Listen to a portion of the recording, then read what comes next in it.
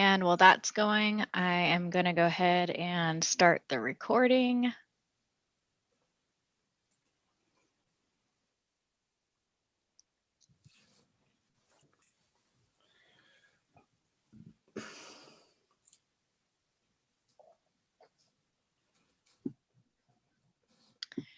Okay.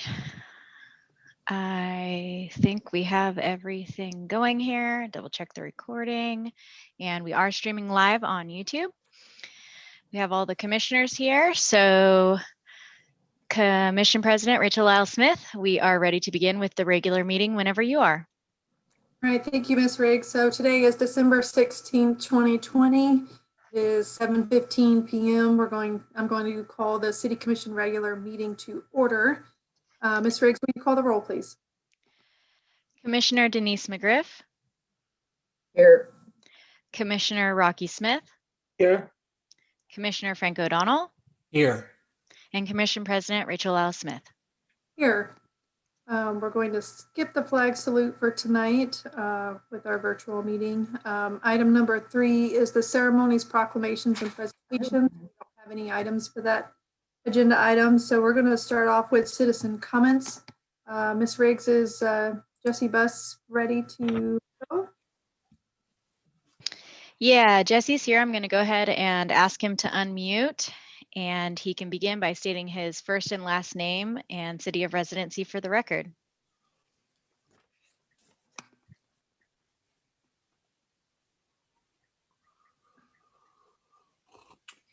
Jesse Buss, are you there?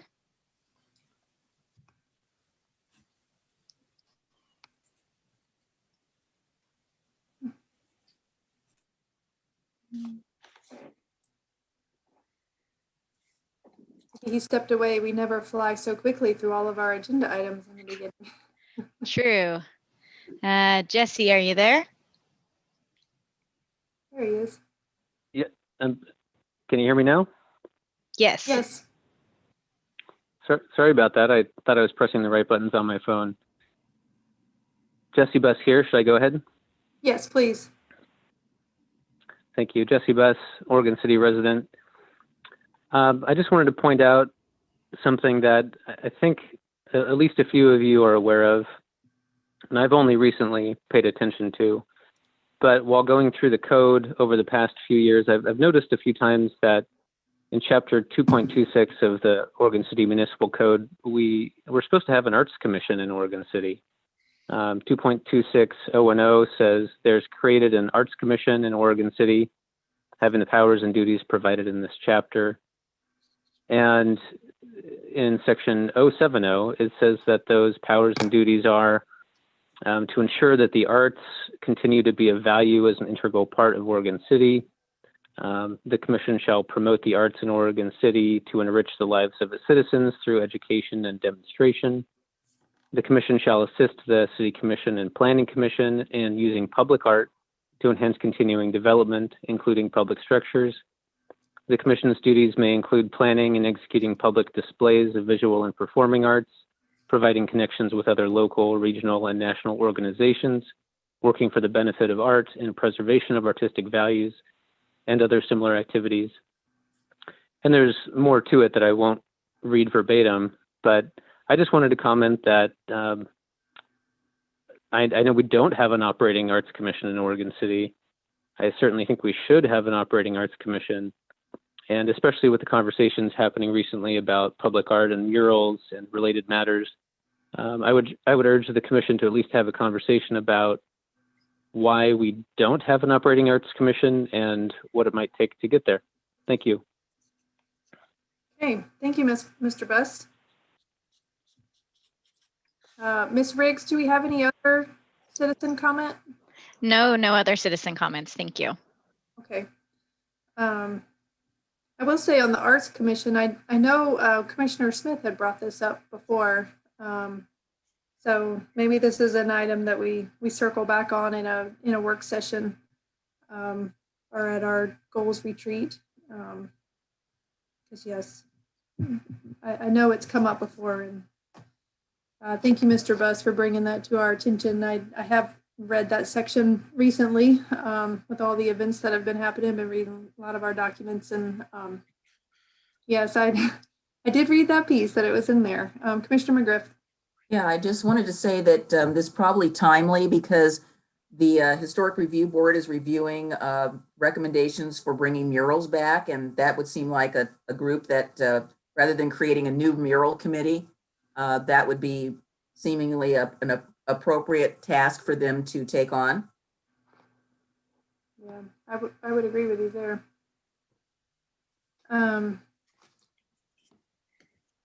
I don't know the timing of that HRB item, and it takes a while to kind of stand up a committee to solicit for applications and all of that. So the timing may not work out unless we were to prolong the mural piece. Yeah.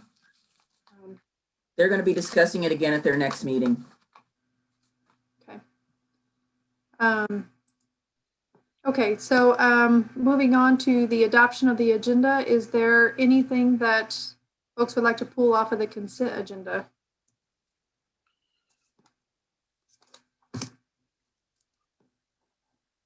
Commissioner O'Donnell is no.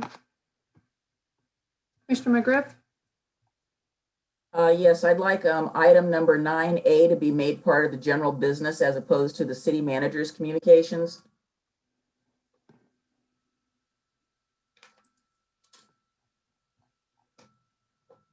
Okay. Anything else?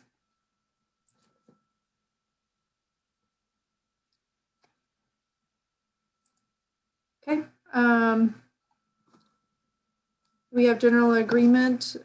Essentially, it's just moving that discussion item into general business. I presume we were going to talk about it under the city manager communications, but I hoped we were going to talk about it. So, but yes, this ensures that we are going to talk about it in general business. So yes. Okay. So I know that I don't need a vote, but I'm still looking for head nods that changing the agenda is good. Okay. All right, moving on from that is our first public hearing, item 6A. This is the first reading of ordinance number 21-1002. This is amending the development agreement with John Jones Construction. Mr. Bradenhoff, I believe you're up. Yes, thank you. Good evening, everyone. Good evening, Commission President and Commissioners. Ryan Bradyhoff, Finance Department, City of Oregon City. The purpose of this ordinance is to extend a development agreement with John Jones Construction for another 2 years. So I'm going to give some background about this development agreement, but I think it may be good to start with the map so we all know what area this is referring to. Now, there's two maps attached in your packet. Katie, I'm not sure if you can pull those up or if you'd like me to share my screen. I will go ahead and make you a co-host and you can share your screen. Okay.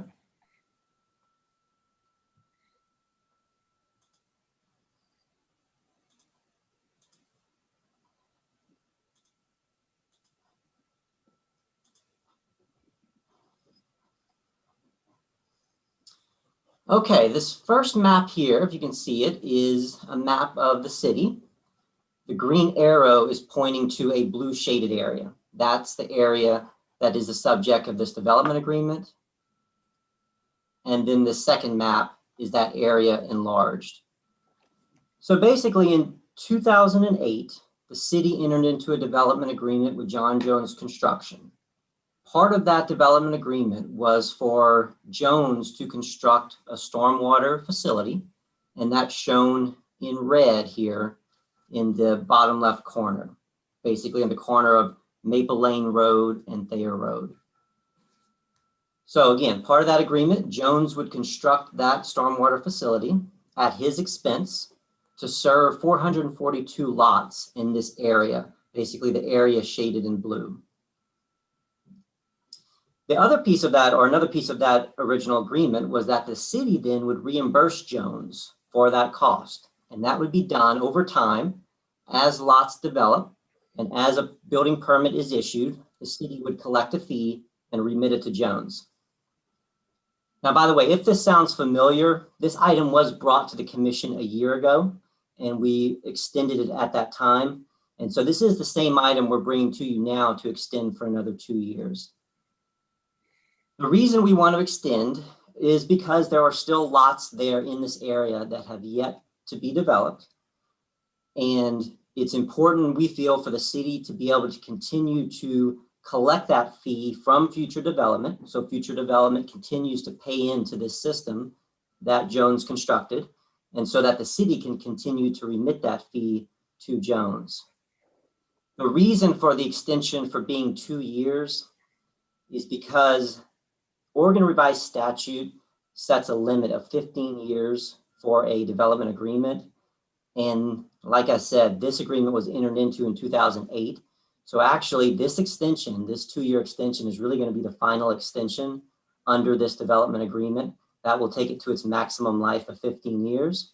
But at least it will allow more time for for the city to continue to collect a fee and the city to continue to remit that fee to Jones in order to reimburse him for the cost of constructing the stormwater facility.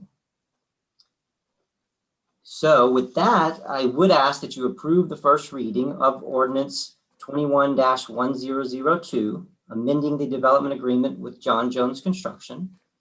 But I'm happy to answer any questions that you may have. Okay, thank you, Mr. Bradenhoff. So I'm going to open the public hearing, knocking on my desk. Oh, my dog heard me knock. That'll open the public hearing. Yeah.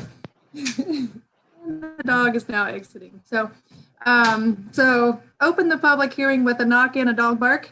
And Ms. Riggs or Mr. Bradenhoff, do we have any comments, any testimony? We do not have any testimony or citizens wanting to speak on this agenda item. Okay. In that case, I'm going to close the public hearing and we can move to any discussion, deliberation, and questions for Mr. Bradenhoff. Commissioners, Commissioner McGriff. Yes, thank you. And thank you, Mr. Bradenhoff. I did go out and look at it, and it's supposed to be, just that when you're driving there, you don't pay any attention to that. I guess I don't have any objection to this. I think it's reasonable. I did want to ask, so when this was constructed way back when, what was the amount of the original construction and how much have we reimbursed to Mr. Jones? And then let's say that after the 15 years is over and more lots develop, then that fee would go back to the city? Excellent question. So the first question in terms of how much it cost Jones was about $901,000. And that was roughly in 2007, 2008. So then shortly after that, basically the agreement included, in order to reimburse Jones over 10 years, it included some interest. And so the total that actually was with interest included, that would be reimbursed to Jones over time was about 1.17 million. And that amount was to be spread over the 442 lots. And so that came to $2,645.55 per lot.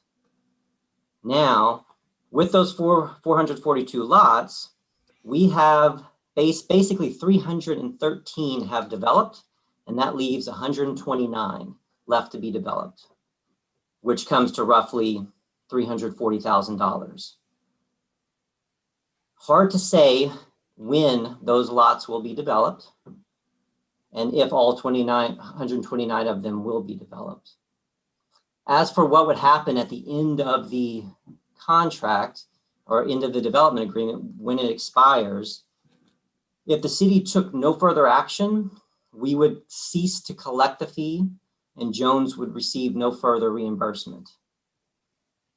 With that being said, is we believe there are opportunities in the future for the city to enter into a new agreement with Jones that would benefit the city and that would also allow for Jones to continue getting that reimbursement into the future. But that would be a new agreement, and that's something we could possibly enter into over the course of the next 2 years before this one expires.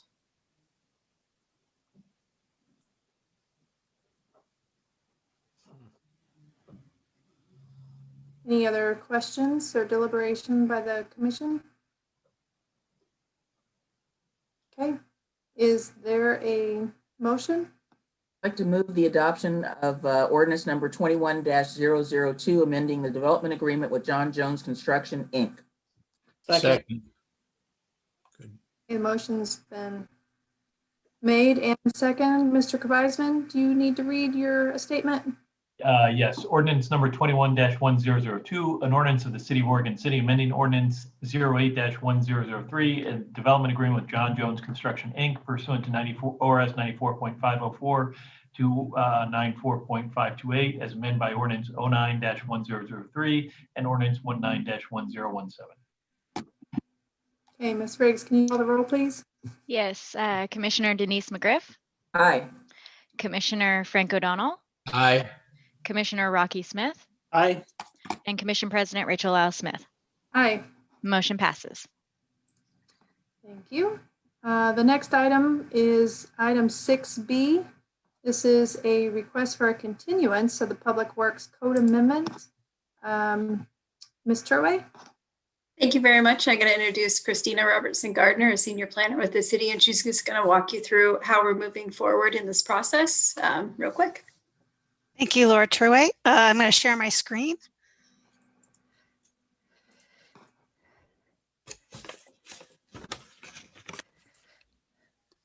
All right. So this evening is the Public Works Code Amendments to the Oregon City Municipal Code.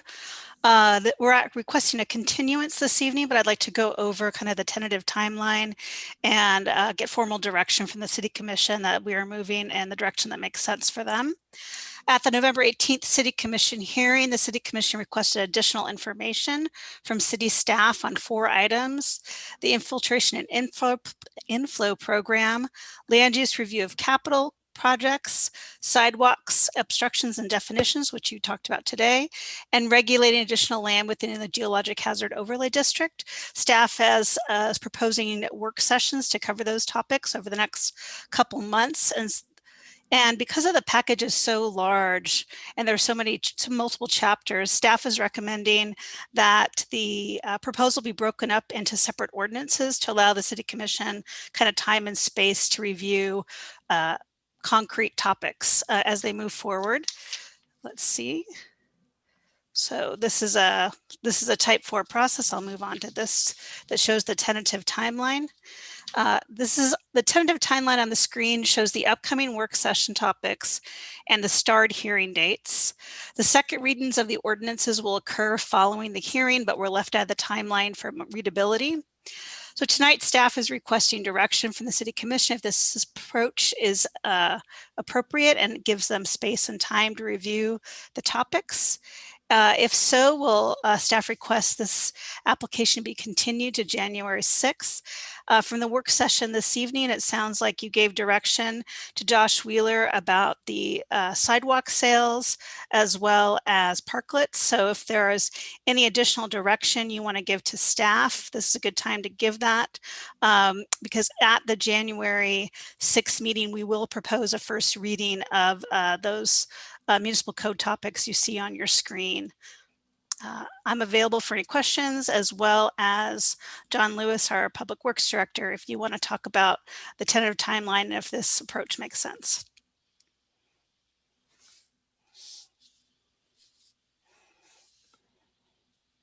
Are there any questions or comments by the commission?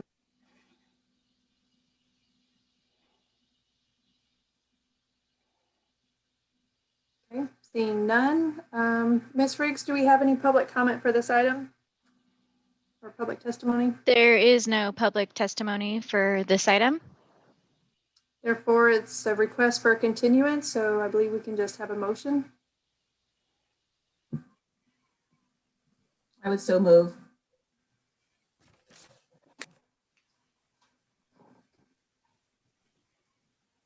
Is there a second?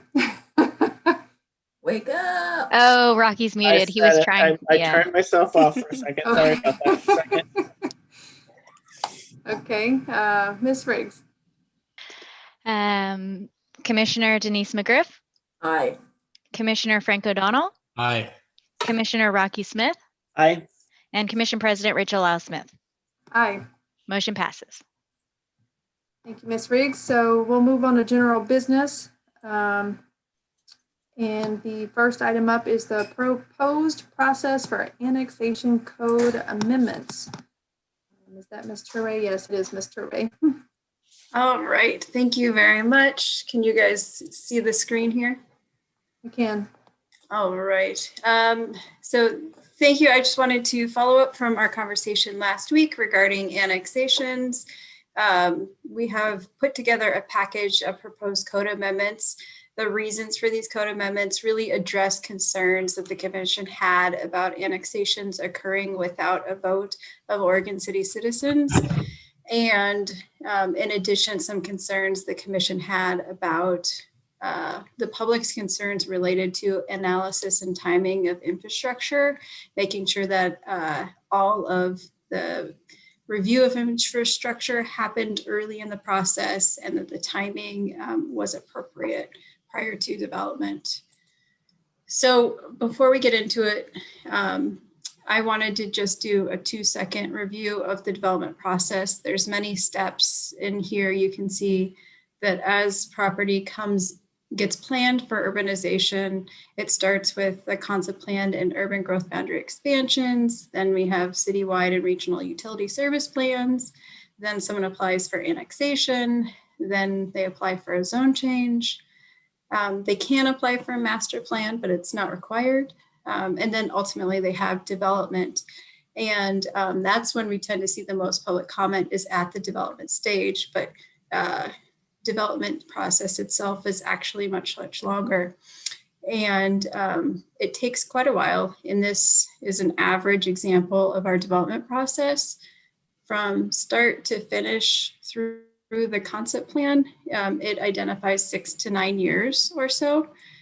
Going through everything from start to construction. I would argue some of our concept plans have taken a little bit longer than that, but nonetheless, there's multiple points where we check in on infrastructure to make sure that we're moving in the right direction. The thing about infrastructure is at the beginning of the process, say concept plan or even annexation, there's a lot more uncertainty. So the triangle is wider at the top of the graphic, trying to articulate that there's more unknowns. We don't know exactly how many houses, we may have ranges, and we identify worst case scenario as we move through. But at each of these touch points, we come back and we check on infrastructure to make sure, is it accounted for in our plans that we have? Can we adequately serve it? And so forth. But it's not till you get down to the development itself that you really know a lot of certainty of what's going to happen, what those infrastructure on our utility systems will be, and then what the impact on our transportation and so forth.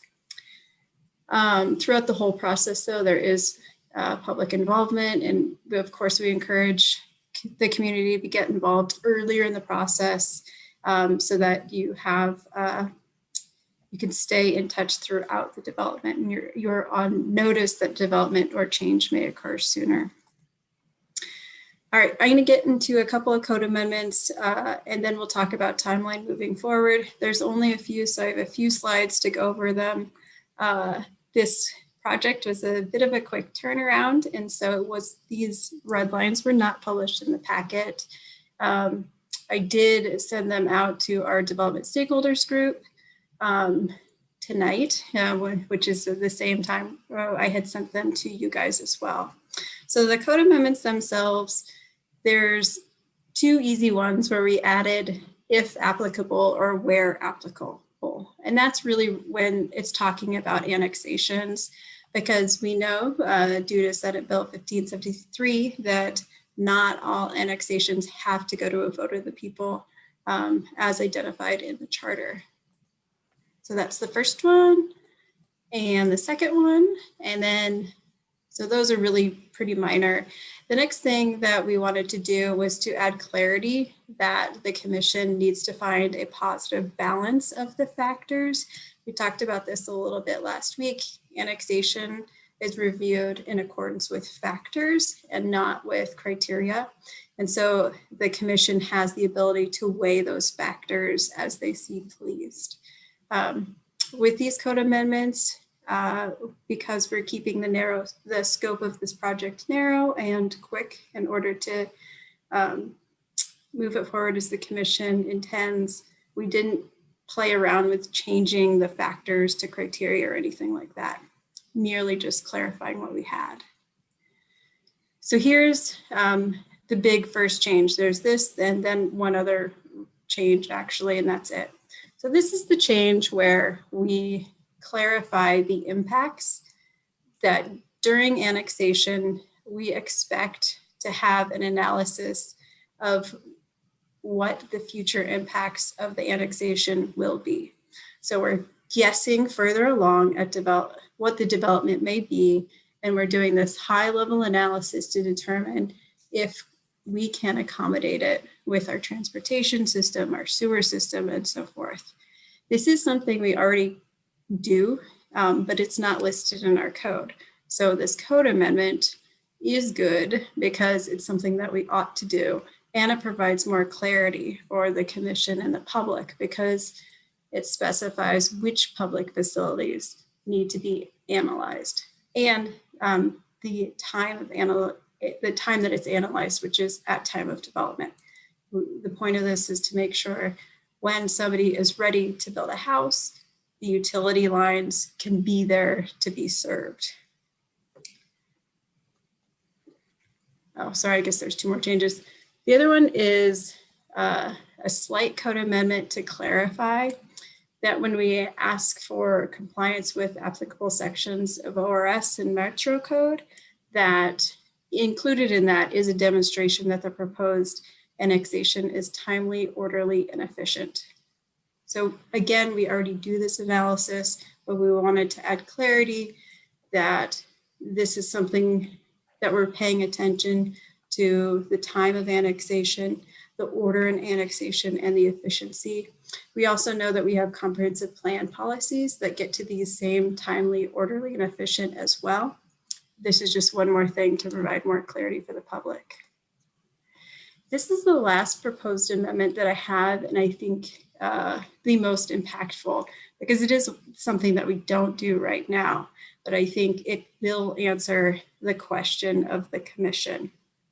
So annexations, when we went through that development process, we saw that you can, when you have an annexation, you're essentially changing service and taxing districts, right? Nothing on site changes because you didn't get a new zoning designation. You're really, really early on in the process. But once you get a zone change, you're one step closer, and then you can go from the zone change to a land division or to build some commercial development or something. So there's nothing in between. There's an optional master plan, but it's not required. And this provision would encourage annexations over 10 acres to have a master plan prior to development. And what that means is that if you're over 10 acres, you're probably going to do a phased development. You're probably, presumably a lot over 10 acres, depending on how you kind of come in. We tend to see different property owners work together for annexations. So when they come in by themselves, for the most part, there's emergency sewer annexations, and then we sort of see packages of properties come together for annexation. So you're a large annexation and you're going to develop over time. That's really when we want to have more certainty about what is the timing of your infrastructure and improvements and making sure that everything can be there in time to serve you. We do have something in our master plan section of our code already that requires institutional properties over 10 acres to have a master plan. So like city-owned properties, school-owned properties would also fall under that. There's a few that fall under that purview. So this is taking note from that 10 acres threshold and applying it to a factor for the city commission to weigh. And so we could put conditions of approval on annexations if it's proposed for someone to have a master plan. And that way, before they get through the development process, we won't let them do a land division without it. If an applicant doesn't want to do this and it's a factor, then the commission could weigh that heavily or lightly, because again, you have the ability to identify how you want to weigh these and what a positive balance of these factors would be. So those are my proposed amendments. I am looking for some commission direction tonight to see if you wanted to move those amendments forward, or if there's things in that you wanted to change. Again, my apologies for the last minute turnaround. What I heard from the commission was you were looking to make changes and you were looking to do it in a timely manner. Because we're dealing with this type of code, it's a legislative process, and so it requires notice and public hearings at the Planning Commission before it can come back to you. So I've put together the most aggressive schedule that we can do, given notice requirements and so forth. So what I am looking for from the commission is just a check to see if I'm headed in the right direction, or if there's any actual code amendments that you wanted to change. Am I going the right way? Do you want me to come back and work through this with you again, or come back at a work session?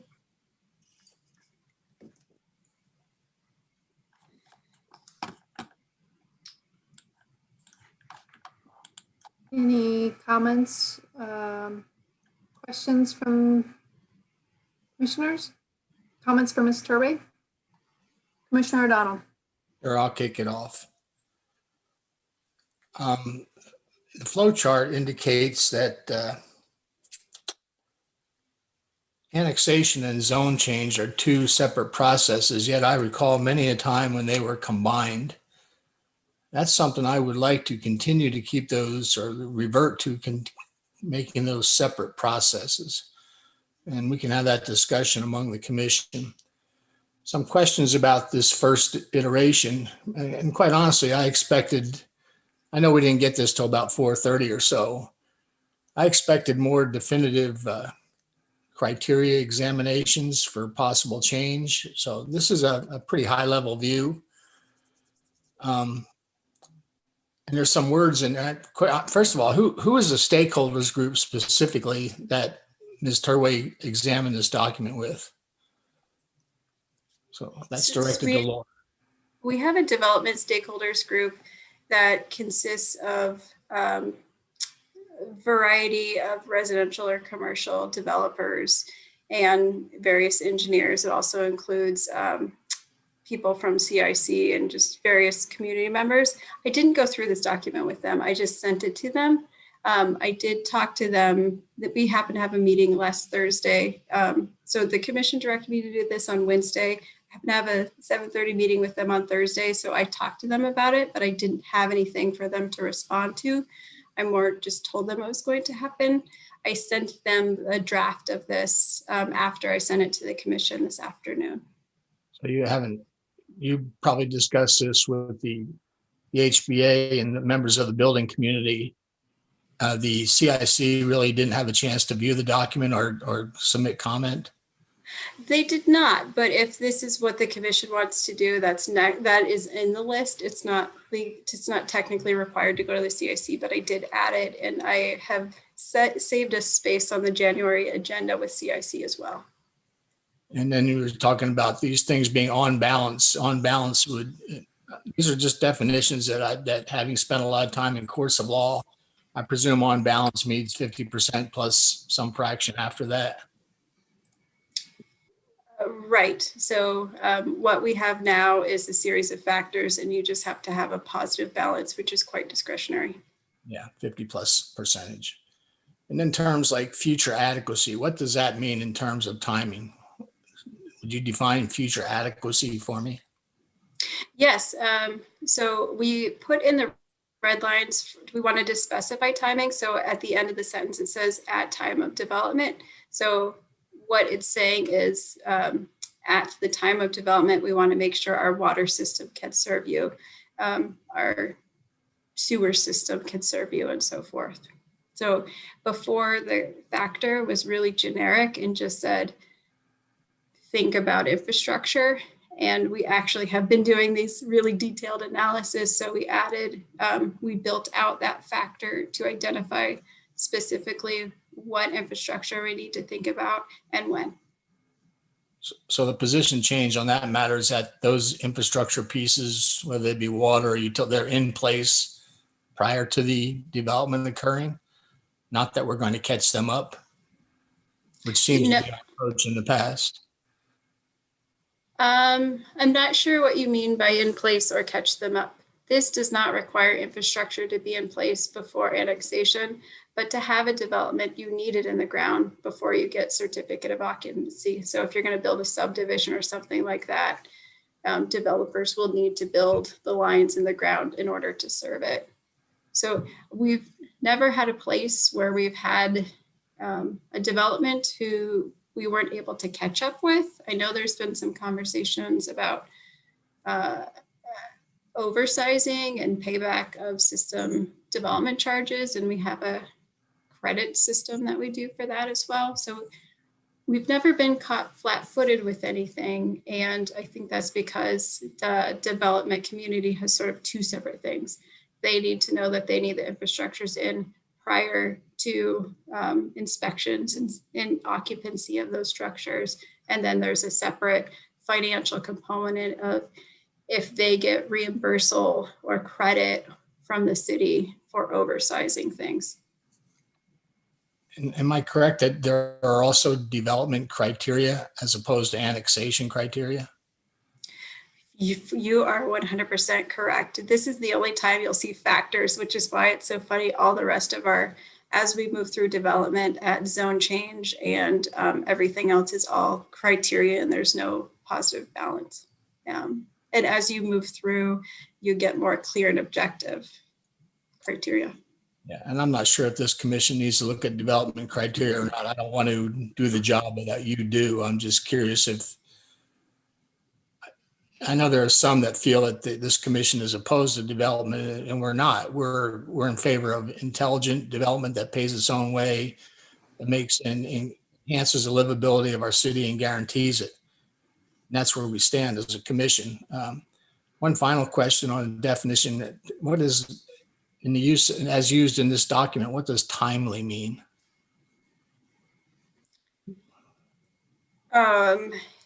That is, so you're talking about the reference to the ORS and the Metro Code. Again, they're also looking to make sure that development can be served when it's ready to be served. Okay, I actually It's rather broad. Yes, it is. I thought we'd see more definitive suggestions, but I'm not the expert in this field, and others on the commission are probably more well-versed than I, so I'll step back and let them speak. Thank you. Okay, thank you, Commissioner O'Donnell. I do know we have public comment on this, so I'd like to pause on our deliberation and let's hear from our public commenters, and then we can pick up with our deliberation. Ms. Riggs, I believe we have Ms. Johnson. Could I ask for a point of clarification and procedure? So this is general business. It's not necessarily a public hearing. It's not that I don't want to hear from anyone, but I'm a little bit, I have some angst because it looks like one group got this document ahead of other people in our community that should have probably had the document. And I have a concern about the procedural process for that and getting comment from somebody who got sort of a prior notice of this when other people didn't. And it's not a public hearing. So I just need some advice from either Bill or Tony. And I agree with that position, Commissioner. So at the last meeting, there was a request to look at the annexation factors to try to come up with a baseline as a starting point to begin the public process. Whether you want to take public comment or not tonight, I think is at the discretion of the commission since it's under general business. It has certainly been the practice of this commission to take public comment. really we're trying to get to, is this what the commission asked for as trying to put some clarity and a good place to start before we went through the adoption and public comment process, when we would do all of the public comment, public hearings, votes by the planning commission, that we typically would do on a code change to the municipal code. So I'm not sure that, you're not making a decision to adopt these standards tonight. No, I understand that. I guess if you're asking, I presume you're asking that specific question that you just asked, which is this the right direction? And if I was to answer that very simply right now, I would have to say no, but I have a caveat as to why I'm saying no. It's general, but anyway, we did all receive a letter from the Home Builders Association, which I will have to say that I read, and I felt that we were being a little bit chastised about that. So I'm going to leave it at that. And if you want to have someone speak on this, that's Denise, you shut that. yes. I have copious notes on this, and so I'm willing to wait until after those comments. Thank you. Okay, so I'm not sure that I'm aware of a letter from the Home Builders Association on this item. I'm aware that we have public comment. Yeah, the letter came in for the work session. You received it via email for the work session item on, what was that, December 8th? And it came from Roseanne Johnson, who is the same person who is wanting to speak now. So if we're going to go ahead with the citizen comment, I will ask Roseanne to please unmute her telephone and begin by stating her first and last name and city of residency for the record, please. Well, have we decided to go forward? Yeah, would the commission like to take public testimony or not? I personally would like to wait till other entities, CIC and others, have you had an opportunity to view the document and hear all the public comment in the same evening, hopefully. But I'll bow to the will of the commission. Well, I have two comments. One, we pretty much say that people are welcome to give public comment on any agenda item unless we've specifically notated it that we're not accepting public comment. So we have a very specific public comment process that's laid out on all of our agendas. So,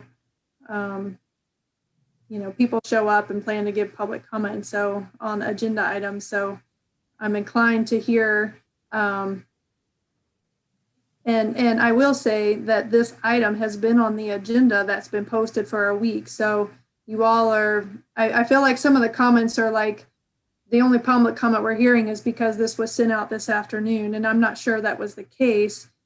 Regardless, I mean, this agenda item has been, like I said, posted for a week now, that we were going to talk about annexation. And yes, the Home Builders Association is obviously interested in this conversation. So I feel like it's such a preliminary point of the process. I'm not sure why we wouldn't hear public comment. I'm sure we're going to hear public comment for the next 3 months on this topic. So I don't have an issue with it.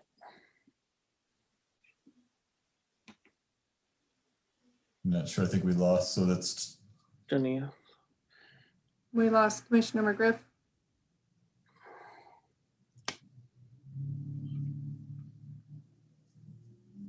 I just dropped my packet on the floor. Are you, Commissioner McGriff, or Commissioner O'Donnell, are you acceptable with allowing public comment at this point? I said I don't have any problem from hearing from the person that's on the line and wants to speak. I just have a concern that other people have not had the same opportunity. So please feel free. I would like to hear what she has to say. Okay, thank you. Okay. Ms. Johnson, I believe you're on the line. You can unmute yourself and state your name and city of residence for the record. And you have 3 minutes. Good evening. My name is Roseanne Johnson. I'm speaking on behalf of the Home Builders Association for Metro Portland. I personally live in Portland, Southeast Portland. Do you need the zip code or an address? No, that's okay. Okay. So thank you so much for taking public comment. I did ask the city recorder earlier today before the red line document was sent out, like what the procedure was for public comment. So I feel confident that in full transparency, I did not see the document before I asked to be on the agenda for public comment. So I did request that because this was on the agenda for the past week. So thank you so much for taking my comment. First and foremost, I just want to, out of, the housing advocacy role that I have for the HBA, I want to draw a strong relationship between needed housing in Oregon City and annexation being one of many development steps, as you've seen earlier in the flow chart. I actually come from Oregon City and went to the former Jackson High School campus and have a very fond place in my heart for Oregon City. My folks still live in rural Oregon City, so multiple reasons to be engaged with Oregon City, both personally and professionally. I just want to, so with the relationship between housing and annexation, I think it's important to really look at that, what annexation does for housing. It allows a needed necessary step to happen so that eventually down the road, structures of all shapes and sizes and types can be built. So that being employment structures, as well as home structures ranging from capital A affordable with a subsidy to market rate affordable, relatively affordable, but what we call housing affordability, workforce, and up to 120% of median family income, as well as just market rate above 120%. So with that being said, I still strongly encourage the city to follow the state law with the Senate Bill 1573 and not require voter approved annexation. However, I know that this particular business item is about these red lines to annexation review. So with that being said,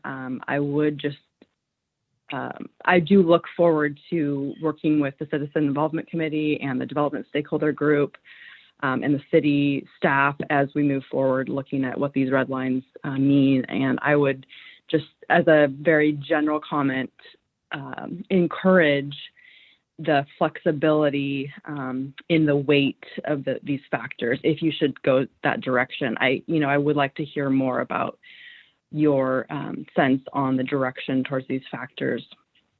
And I would just request that they not be, a so objective, number-based system that it could be, so easily discretionarily reviewed to be off balance, because annexation is so far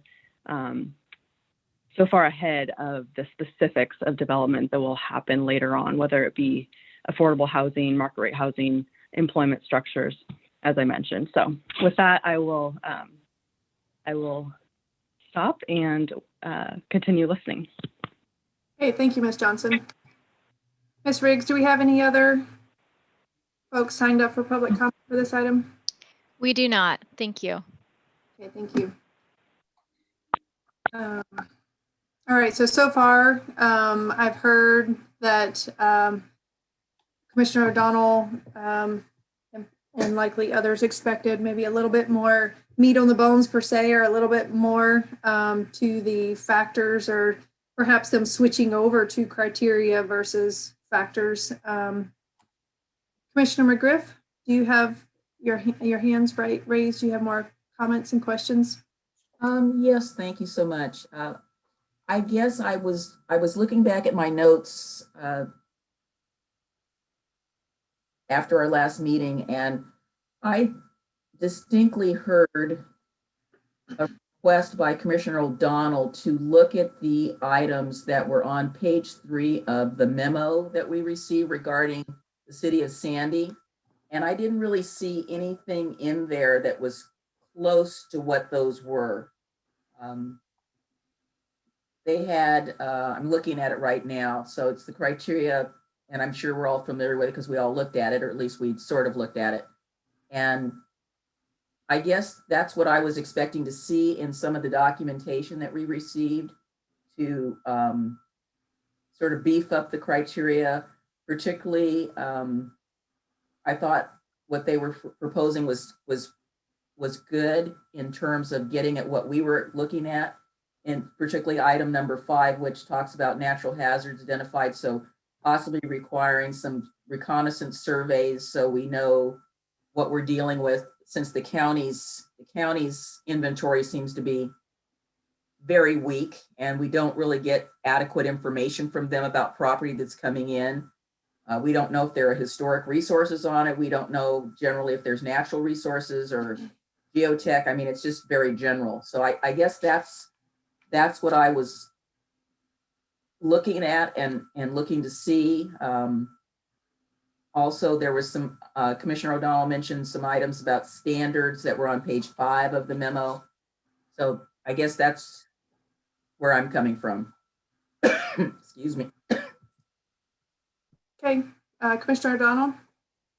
Well, I agree with Commissioner McGriff's summary of our last statements. That's what I was hoping to see. I thought there were some very good approaches to this. I'd like to see a little bit more meat on the bones rather than this. It's more nebulous. This 40,000 foot approach doesn't give me what I want. I know there are those who have characterized the actions of this commission in this review of annexation as disingenuous, which I find highly offensive. But having said that, I think there's some things that the Home Builders Association could work on, because I cannot make the connection between more annexation and more affordable housing. I don't see that happening. I mean, I understand the laws of supply and demand, certainly, but I don't think that's that relationship. I don't think we can influence it that greatly. I had actually a good offline exchange of emails with the HBA lobbyist, Roseanne Johnson, and she actually gave me some good information, and I want to thank her for that, because talked about why can't we build, and this is a little off track, but why can't we build more condominiums? And it has to do with the Oregon's construction defect law, which I hope that lobby works to amend to make those kind of structures more attractive to builders. I don't want to vary any more from the discussion tonight. I would have liked to have seen more meat on the bones as defined by Commissioner McGriff. Thanks. Ms. Turway, do you have a response? I can't tell if we're giving you the response you were hoping, or if it was that you were thinking that the lengthy timeline that you provided through the Planning Commission and all of that, that you would use those meetings and that process to put the meat on the bones. No, I thought I hit the mark, but I'm Okay. understanding that's not true. So actually I have Okay. a couple of questions.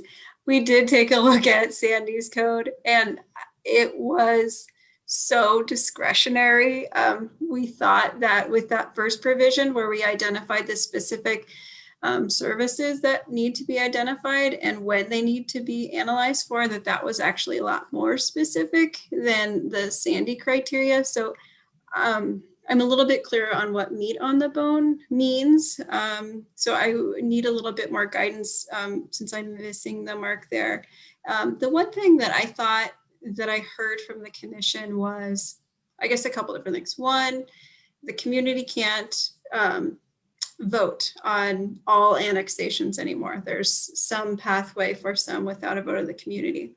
And so the new factor about the master plan, I thought was really helpful for a few ways, but in one way, it forces that development to go to the Planning Commission, in which you wouldn't have to before. And also I heard a concern that from the commission that there was concerns from the public about making sure that we understand infrastructure and we understand it well before development happens. And so my thought was that the master plan was sort of like the big thing, which is much more detailed than any of the other codes that we took a look at, because it directly responds to that question by having the developer identify the timing of development and talk more about infrastructure. And so we could talk about any of their expectations early on before development actually happened. So I felt that it was very meaty. So if you want more meat, then please let me know what it is. There was conversation about having standards for natural resources, and I don't recall historic, but I'll have to, I'm sure it was. One thing to note is that when you do concept plans, that's when we do those inventories at that time, though not all property that's not annexed to the city is within a concept plan, but a majority of it actually is. And so I'm not, if we want to add another factor that they do an analysis for historic or natural resource inventory, then that's fine. I didn't hear that from the full commission, so I didn't include it, but just let me know what to do. My goal is to get a package that you guys are supportive of and then take it through the public process, because I want to make sure that I'm hitting your priorities before I get comments from the public. If I need to totally rework it, then the timeline that I presented to you is not going to be right, because we have so much other stuff going on. I was trying to just see if I could do it real quick. And then I heard your concern to get the change done and get it implemented sooner than later. But if we wanted to go through a bigger process, then we would have to reprioritize stuff at staff level. And that was probably a little bit different. Okay. Commissioner Smith.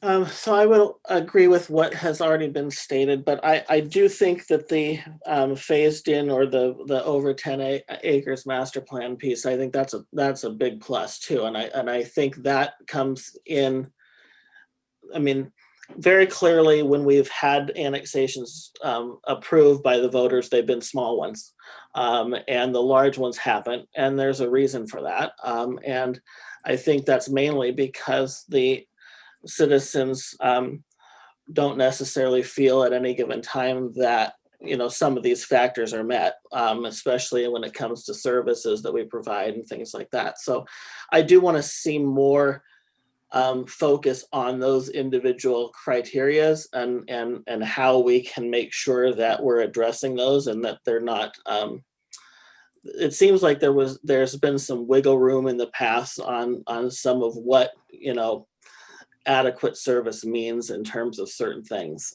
And so I think that's one piece that I'm worried about. Because in the past, we could rely on the voters to tell us that they felt, you know, they were comfortable with it or not. And clearly they haven't been.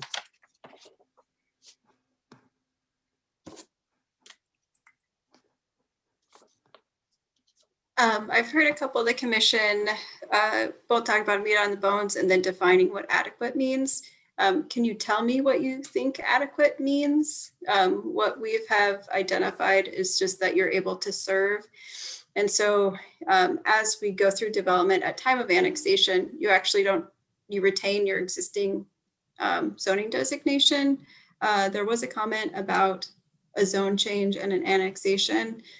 Our code encourages people to, so anyone could apply for anything that they want. If they want to apply for an annexation alone, they can. If they want to get their zone change, they also need to apply for a zone change.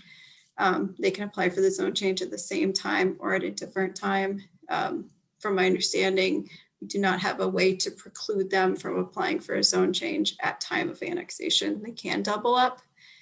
And it's been helpful to double up also, because then you have just a touch more certainty about what zone they're going to be in. So you could get to a greater level of detail when you analyze the infrastructure and so forth as well. But I guess my question goes back to if the commission would like us to define what adequate means in the provision where where we state they need to identify that at time of development, there will be adequate sewer, water, storm, fire, school. If that's what the meat on the bone is, can you give me a little bit more direction there?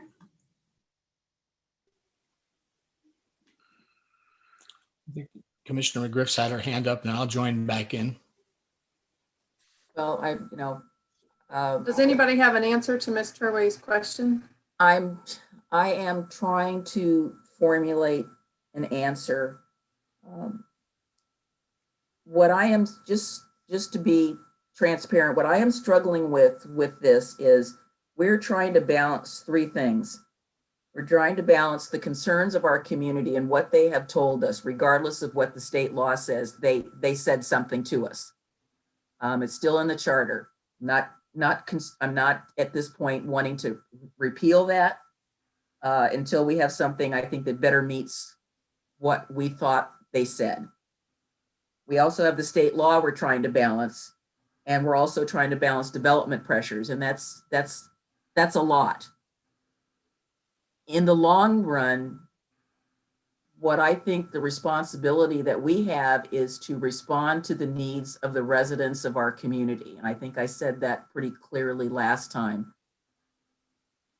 I understand the development pressures, but what I also understand is that during my tenure on the Planning Commission, people got hung up on the zoning as opposed to looking at the broader picture of annexation. They went right to that.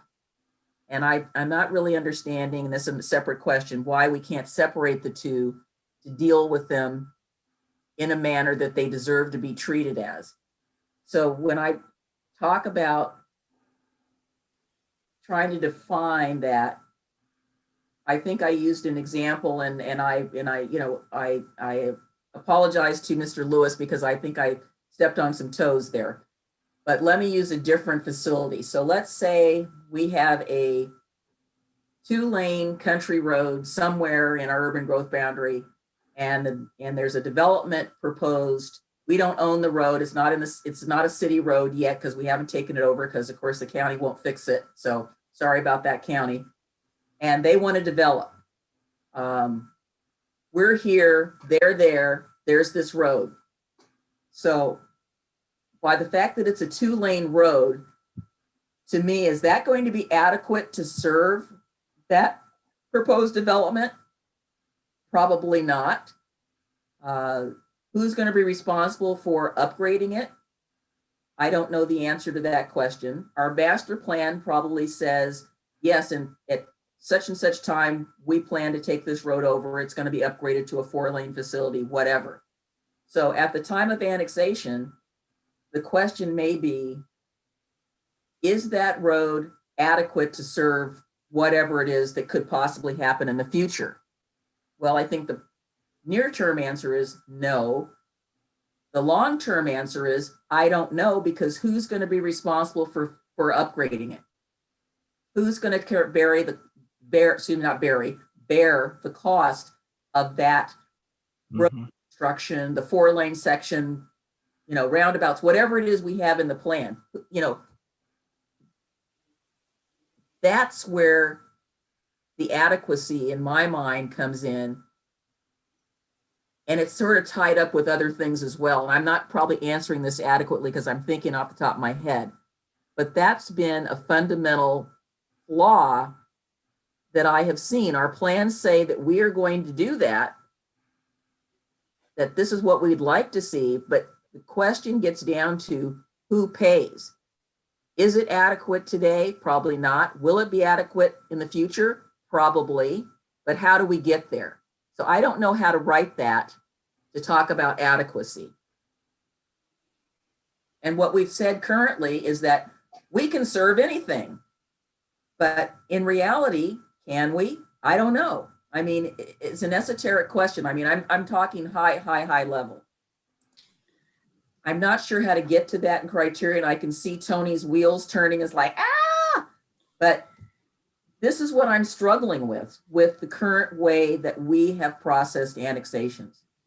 And I have to agree with Commissioner Smith in the fact that I don't think everybody that has voted in annexations has really gone through that in their brain. But I will say that the last couple, there were major conversations about the Park Place concept area and the adequacy of services and facilities, given the type of land it is and the problems that it's going to face.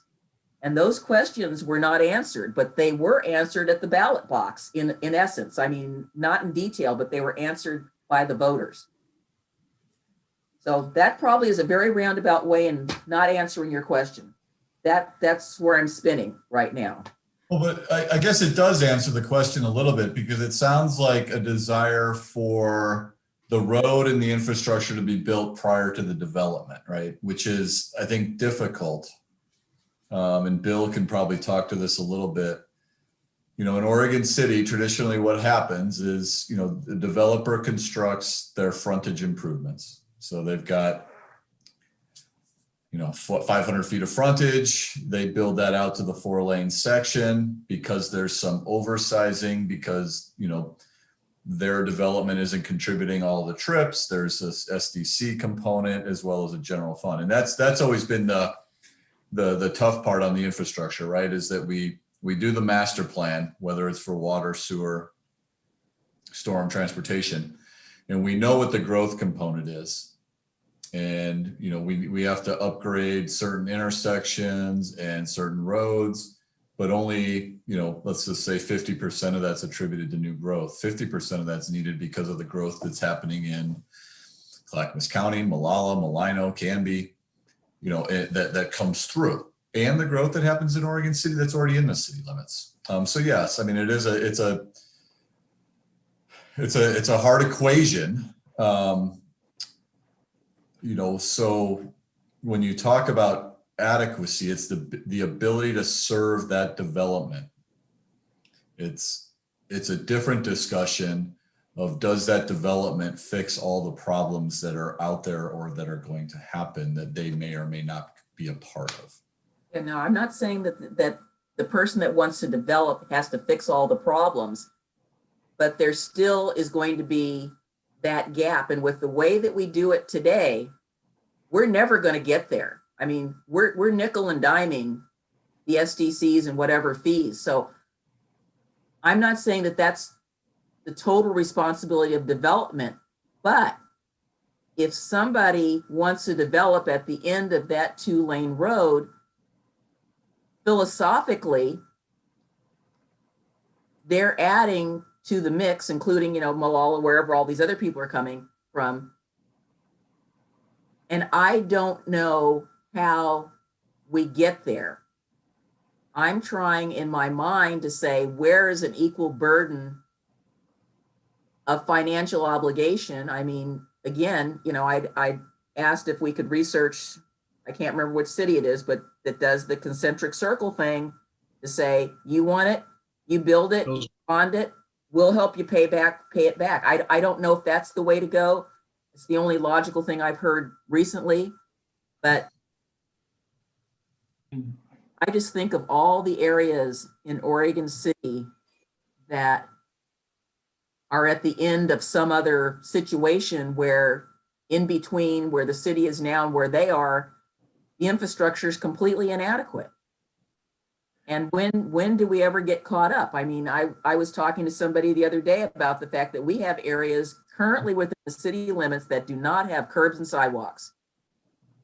And we're investing a lot of money in other places so that they can have curbs and sidewalks, but we got people within our own jurisdiction that don't, you know, and again, that's a financing problem. I realize that's a bigger question, but we're trying to balance this. We're kind of between a rock and a hard place.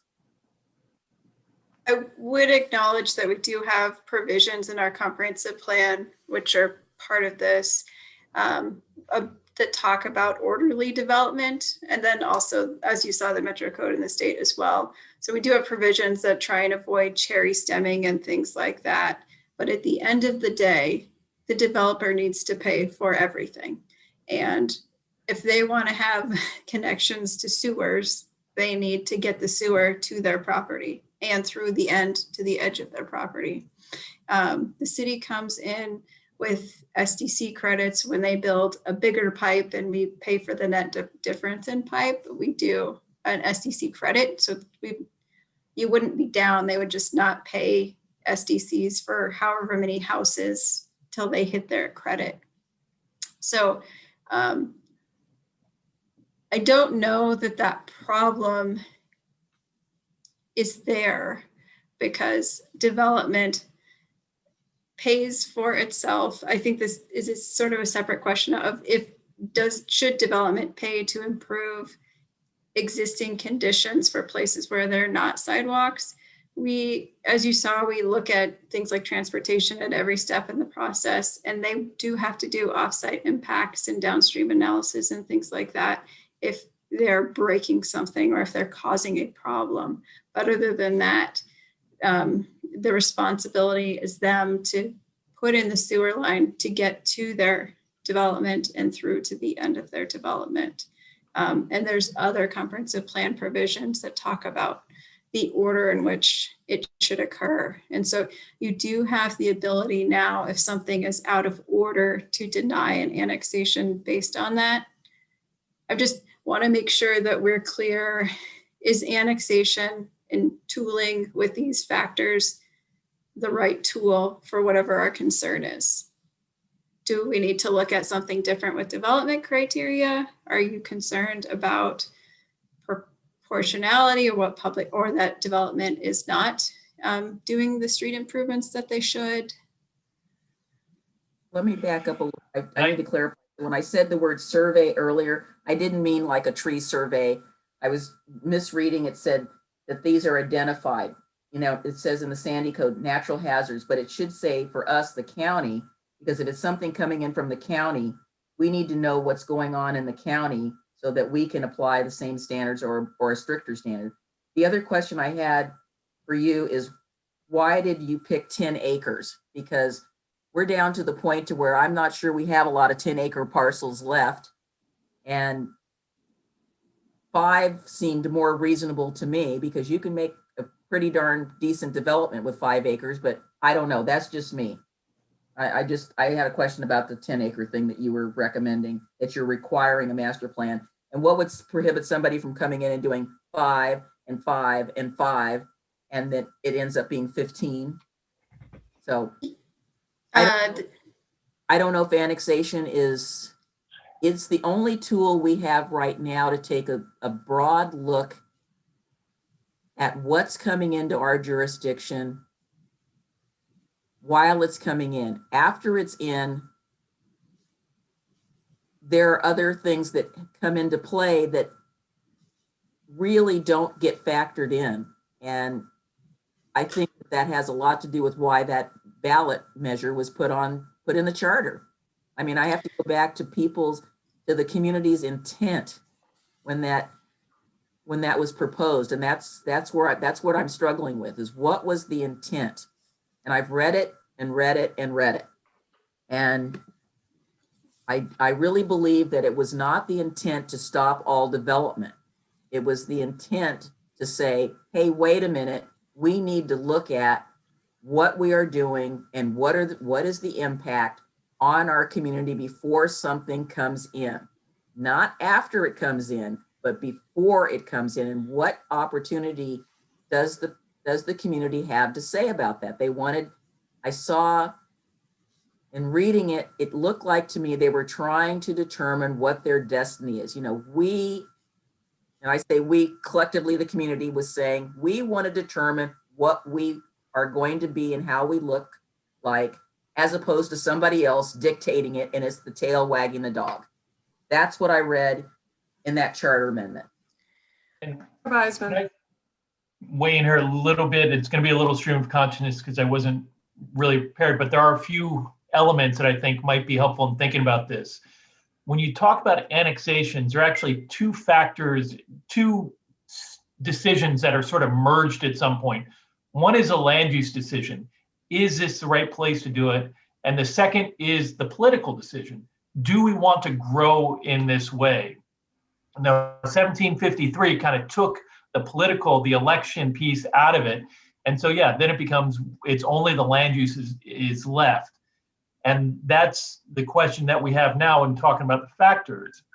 And I hear what Commissioner McGriff is saying about, we've got a road that is inadequate leading to this. We've got constitutional limitations when somebody comes in with a zone change and subdivision, and Lucas and Nolan and Dolan kind of tell us, we can't, if it's a $5 million fix for a 10-lot subdivision, we can't make them fix it.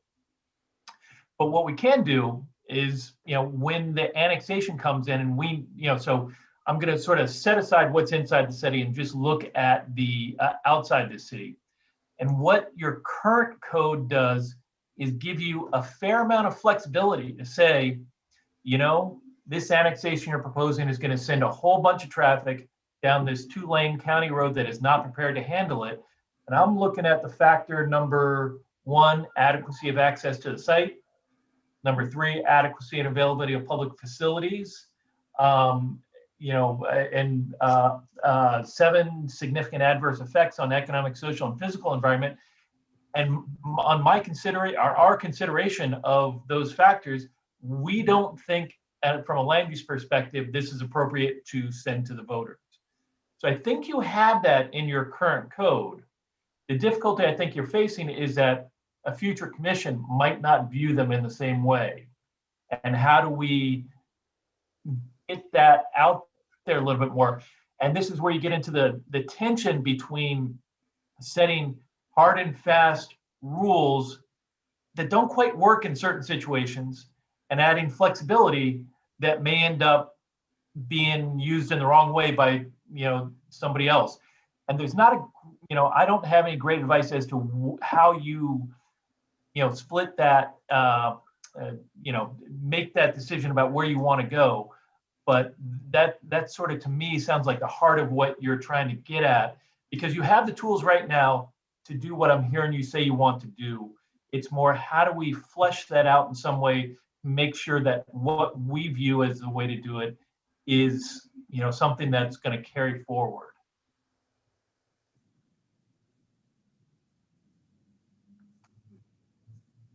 Yeah, it almost sounds like, Bill, from what you were saying, and I could be wrong, but that meat on the bones would be describing it in more detail in that language. Like right now, the language of that section is just super sparse. Yep. And I'm almost thinking that if there were more narrative describing what we mean, or kind of what like tying it all together, and maybe explaining how things how they need to be mitigated, or something like that, like that is the more meat on the bones, or that's part of it. Mm-hmm. It'd be interesting to know too, when the voter annexation component was put in, I think the Oregon City Comprehensive Plan was last updated in 1982 until it was updated in 2002. We really didn't do concept planning or neighborhood planning. So I guess, a lot of, what I think I'm hearing is embedded in all that work that we did in those concept plans, in trying to look at, infrastructure and transportation and natural resource overlay districts and densities and zonings. And maybe that's something we need to go back and think about, is how does, the concept plans that we've done in South End and Park Place, in Beaver Creek area, Thimble Creek area, how does that play into this annexation discussion? Because I think a lot of the questions you have are answered at the higher level. And, I think what I'm hearing though is, we kind of want the certainty of the subdivision application, which is the last kind of step in this whole process, other than the building permits, sooner in the process, right? So that there's some certainty tied to what the impact is and what the improvements are going to be. So it's how much certainty do we try to pull, and how forward do you pull it, I guess. Yeah. I guess I'm not, trying to tease out what we want to change. I mean, in terms of the annexation criteria, because at that stage of the process, there is still a lot of uncertainty, but we've also done a lot of work to understand what these areas are going to be, what the improvements that are necessary are. Granted, 20 years ago, we didn't know a lot of that. A lot of that was not available. We didn't do concept planning. Those weren't required as part of UGB expansions. So it is a little bit different. So so I guess I'm just trying to get us to a place where we can write something that you're comfortable with, that captures your concerns, so that we can start that process. And if it means us going back and trying to take this and come back to you again, we can certainly do that. I think Commissioner Lyle Smith had hit the nail on the head, that she said that the narrative needed to be beefed up to explain what we mean. Again, I'm not looking at this as trying to prohibit development at all. I just think we need to be more responsible about the development that we are desiring to take on. And like I said, the way it's been working right now, it's the tail wagging the dog, and we're not being proactive enough about it. Do the concept plans address that at all? To a degree, but I don't want to get into specifics about the most recent annexation, so I'm going to try to use a Theoretical. on a land far, far away. I guess I would have to say that, speaking just for myself, that I had often wondered, when I was looking at some of those proposals that came in on the ballot, what if we had said, gee, we really think that this area should be developed, but not right now. So can we put you in a holding pattern? And here's why, because, we can't get roads there. We don't have adequate water there. We don't have this, we don't have that. So even though you're in the urban growth boundary and you're in that holding zone, we still can't get there. We still can't get there for you yet as a community that is struggling with its own infrastructure issues. We know we eventually wanted to go there. So now we've got properties that have been annexed into the city. I still don't think we're ready to do anything with them. Other people may be ready, but I don't think we are. And we're put in a position of always having to react all the time instead of being proactive. And I would like to see the narrative beefed up a little bit more, so that even if we have a concept plan, we can be more proactive. We can maybe say, yeah, this is great, and you have a concept plan, but we're still not ready for you. I don't know. I'm trying to do that balancing act. I can't tell you how many people rag on me regularly about this topic. They're not here tonight, but I hear about it a lot. Oh, and I'm going to make a quick comment, and then I'm going to go to Commissioner O'Donnell. He's had his hand up for quite a while. I do believe that there is a disconnect between expectations in the community and the criteria that the city follows in order to build out infrastructure. So for example, widening roads, taking a 2-lane and making it a 4-lane, for example, or adding signals. This is all topics that have come up in the last year. And whether it's Malala Avenue or Beaver Creek Road or Holcomb Boulevard, take your pick. We've talked about them, and the desire of our community is, I believe, much higher. They're at a different end of the spectrum than what the transportation system, for example, operates at. So, and we've had this conversation before. Development comes in, they're not the trigger. Next development comes in, it's still not enough development to push the number of vehicles on that road past that threshold, which requires a different, an upgrade, I'll just say it that way, an upgrade in transportation infrastructure. And so we see this all the time. And that is some of the frustration that we hear about. I believe that, so many new houses are going in, and however, it's not enough houses in order to trigger that number of cars that requires them to expand the road which all that development is off of. And so there's that disconnect there, and I'm not sure how to resolve that. I'm not sure that is resolvable, but I think that's what we hear from the community, and I understand it's very frustrating. I mean, I look at Beaver Creek Road. We have this big master plan, all this kind of stuff, and we even talked about roundabouts and intersections and road widenings, and we ourselves have no idea how we're going to pay for it. So I feel like the city itself, and even in that conversation, we're just as bad as any other developer. We're like dreaming of big freeway down Beaver Creek Road, and we have no idea how we're going to pay for those big roundabouts and all that right away and all of those, so on one hand, I feel because of that project, I feel like we're being a little hypocritical, but at the same time, I feel like there's my description of like the transportation and these triggers is a lot of what we hear. And the other piece of it is that we have a whole city that doesn't have equal infrastructure, doesn't have sidewalks, doesn't have curb build outs, doesn't have all this kind of stuff.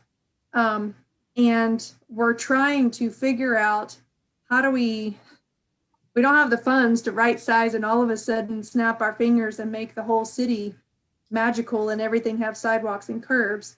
And yet it's not fair to be fair. It's not really fair to put all that burden on new development. They're not going to add sidewalks 2 miles down the road from their housing, development just because we haven't been able to fund that. And we think it should be there, but I'm not sure that it's fair to ask that developer to do that either. So I feel like these are the things that's the balancing act that Commissioner McGriff was talking about of why it's so frustrating. And I'm not sure what the solution is. I'm not sure that we can get in front of it. We haven't gotten in front of it on our own projects that we know about, that we've talked about, like the Beaver Creek one. So I don't know. I'm a little perplexed at what to tell staff at this point. I feel like we're beating this topic partially because maybe we don't fully have the solution, and maybe I don't know, maybe it just needs some more time for us to think and percolate on it. But I'll stop there. Commissioner O'Donnell, do you have more comments? I do. I'm not particularly perplexed. First thing I'd say is I truly appreciate Commissioner McGriff and her many years of experience in planning. And it's something that Commissioner Lyle Smith just touched upon. It shows why we get to where we get. We go through these series of developments and nothing happens until we reach the tipping point, and then we're trying to catch up. And unfortunately, the way SDCs are structured, allowing a 10-year payback, the monies aren't even there to do it under the SDCs. So we place ourselves in a hole. So something that Ms. Turway touched upon that caught my attention, the concept of proportionality. And I don't look for developers, builders to pay for those elements that they do not impact. But if they do impact them, if they place an additional burden on the road prior to it reaching its tipping point, then I say build that into not the SDCs, but build that into the payment plan, where much like we just discussed this payback in the prior meeting about the guy built a water retention pond or whatever he did, and he was reimbursed over time. Is that a workable solution? The critical services, but the other thing is about timing. When do these things occur? And that's what we struggle with, because as has been said by others, it's this catch-up thing. And possibly we could use Ms. Turway's flow chart to maybe say the desirable services in place occur at this point in the flow chart. And I think that would be helpful to everybody. final thing I guess I'd say is no matter what we write, there's going to be an element of discretion. And, I don't want to lock us into something that doesn't serve us well, but I also want to address, I think there's some very specific things that were done by other communities. I liked them. I like the concentric circles piece. I like this concept of proportionality and impact. And you don't have to reach the tipping point, like taking an intersection of failure, before you contribute to preparing to deal with the impact of a development. So those are my thoughts on the matter. The critical services piece, big, and what is a critical service? And I actually think Mr. Kabizman, I haven't seen staff reports to that extent to say you can consider these elements and phrase the way he phrased them, because I thought that was quite good. So my thanks those are my thoughts. I don't know if that's helpful or more confounding, but those are my thoughts. So, Ms. Turway, can you put your, maybe your schedule back on the screen of what you were proposing? You went through your slides pretty quickly. Sure.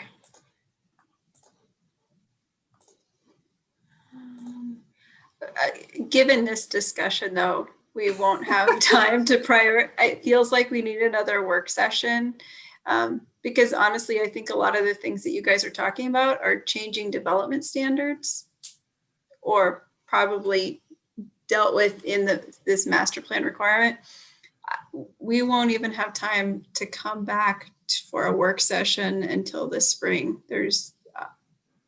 And it will be a lot slower. I mean, to really understand what your concerns are and the appropriate solutions. This might not be the right solution for some of your concerns, like acceptable level of congestion or improvements or things like that. Well, we have the ability to reprioritize that which we want to do, although I recognize staff has a limited amount of time to prepare for that discussion. Right. So right now, the other things that we're working on are the comprehensive plan, the compatible, which is a commission goal, the compatible change project for historic review, which was directed by the commission, where we've just brought on the policy for tree removal. And so we're finalizing that a little bit too, though the website is up. And we're doing the CET, the construction excise tax project. So we'll talk to you about that more in February as well, which is also a city commission goal. And there's one or two other things. So our department of 4 cannot handle. So if you want to give guidance on which one of those ones that we're in should pause, I'm just looking for a little bit of direction there. I would suggest that, again, give you direction, what Commissioner Lyle Smith said about beefing up the narrative, adding in some of those factors that we liked from the city of Sandy. You can try to rewrite them if you don't like exactly, but that's what I'm looking for. Looking for something that's a little more meaty, a little more meat on the bones, and following what Commissioner O'Donnell said about allowing for some discretion. I think we've got it there. And then having Bill or Carrie take a look at it. Because I wrote down what Bill said. He said, we have the tools right now to do it, but I don't know. I need to be fleshed out some more. So if you want to put the construction excise tax back a little bit, I'm okay with that. I don't know about my other commissioners. I view annexation policy as a priority. And I like what you just said, Commissioner McGriff, and I like to investigate this concept of proportionality. You don't have to get to the failure point before you contribute to what you're causing. That makes no sense to me, that the first, second, and third developer take us to the edge and the fourth guy that comes along pays the penalty. That doesn't make any sense to me. Well, that's where we supplement with our system development charges as well. So when development But I think part of that conversation, though, I think, Bill, you probably, we need to have a discussion, because the proportionality, I'm not sure plays to our benefit, to be honest. because the cost of the infrastructure improvements tend to be depending on how large they are. So if you're talking Beaver Creek Road and you're talking, let's say they kind of stop at Sureguard and they go south at a 2-lane road down to the very end, the infrastructure cost to bring that section of road up to full build out for development at the end usually isn't gonna pencil. And I think that's where the proportionality, the impact that they bring plays into this. If you've got, I'm not sure what if you've got 12,000 cars in the AM peak going through there and they're adding 200, that's where you start to look at those ratios. So I think that's where I think we need to work on, how, what the expectation is and when development is going to be approved to come in. If the position is that there's 3/4 of a mile that's a 2-lane road before you get to a 4-lane section and you're asking to annex at the end, then that's something that the commission needs to consider. And if they consider that not to be adequate, they vote no. But to think if the expectation is that that whole 3/4 mile road is going to be built out to a 4-lane section by this annexation, I think that's something we would definitely have to work on, because I'm not sure you could just condition that, because I'm not sure the ratio of what they're going to develop would be proportional to what they're doing. I think that's the concern. It's just the proportionality tends to be really hard to exact significant big improvements from because of the size of the developments that we typically have. And You're right, Tony. I mean, hindsight is 2020. If we'd had everybody pay a little bit into all those developments that are off of Central Point Road, had enough money to rebuild that road. Everybody contributed to the drop in the bucket. And the last parcel that gets developed out there is the one that, as Frank said, going to tip the scale and make it not work. But if, everybody said, oh, we're not contributing to it. We're not contributing to it. Well, they all contributed to it. The first development that went out there contributed to the problem of the intersection. And I think we all know that. We just I think that's what the SDC get them to pay for it, to pay their share of it. Not all of it, but their share in the future. We didn't have any way to do that. the other piece of that is, my head always go back to Beaver Creek 213. Even if we got a little bit from everybody coming through, there's this huge chunk that is not part of Oregon City. We never be able to get it. And so, we could get to maybe a third proportionally, but then, the rest we couldn't get because the traffic is coming from elsewhere. Tolling. That's a third we wouldn't have had. You run on that one. Did I say that word? Whoops, I take it back. And I think that's definitely one of the more frustrating conversations that we've had with ODOT, or especially around the special designation at 213 in Beaver Creek, because it translates down to 213 in Redland, which then translates down to 205 and 213. Is that, and I don't know the exact number anymore, but for this discussion, roughly 50% of those trips do not start or stop in Oregon City, yet we're expected to fix that. Yeah, right? we told them way back when, in the archives somewhere, back in the day when they were building 213 and they were going to put the interchange in, the city made a recommendation that they overbuilt it because they knew back then that they were going to need it. And ODOT said, oh, we can't do that. I think we're being distracted from the core of the conversation. I know. So is that direction enough?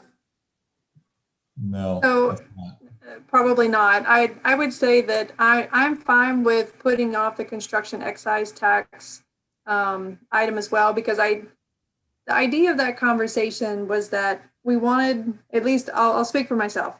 The idea for myself on that was that I wanted to explore that because I knew it was a tool in the toolbox to consider in the housing discussion.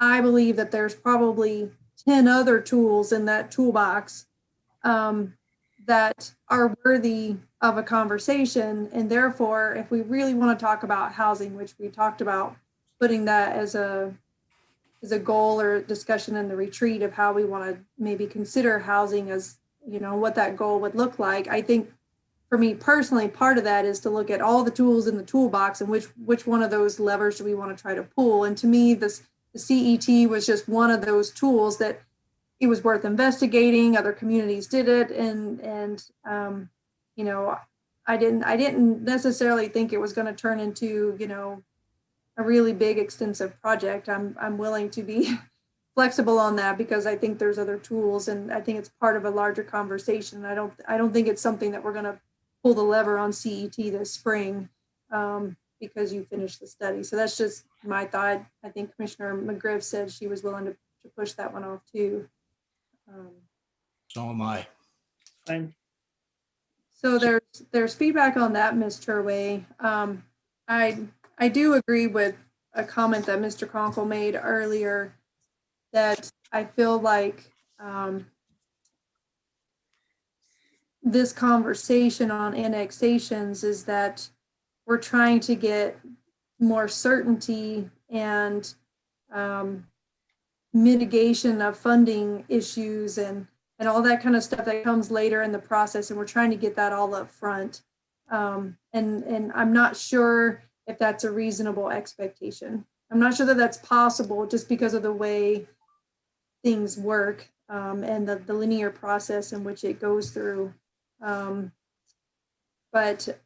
what I did say earlier was that it sounded like that you could use the structure, Ms. Turway, the structure that you have. I think you're headed in the right direction. I think we were thinking that there would be more descriptive information. That's why I said narrative about each one of those expectations or each one of those factors that kind of maybe explained a little bit more about what we were looking for with each one of those factors so that we had the ability to make a decision on it.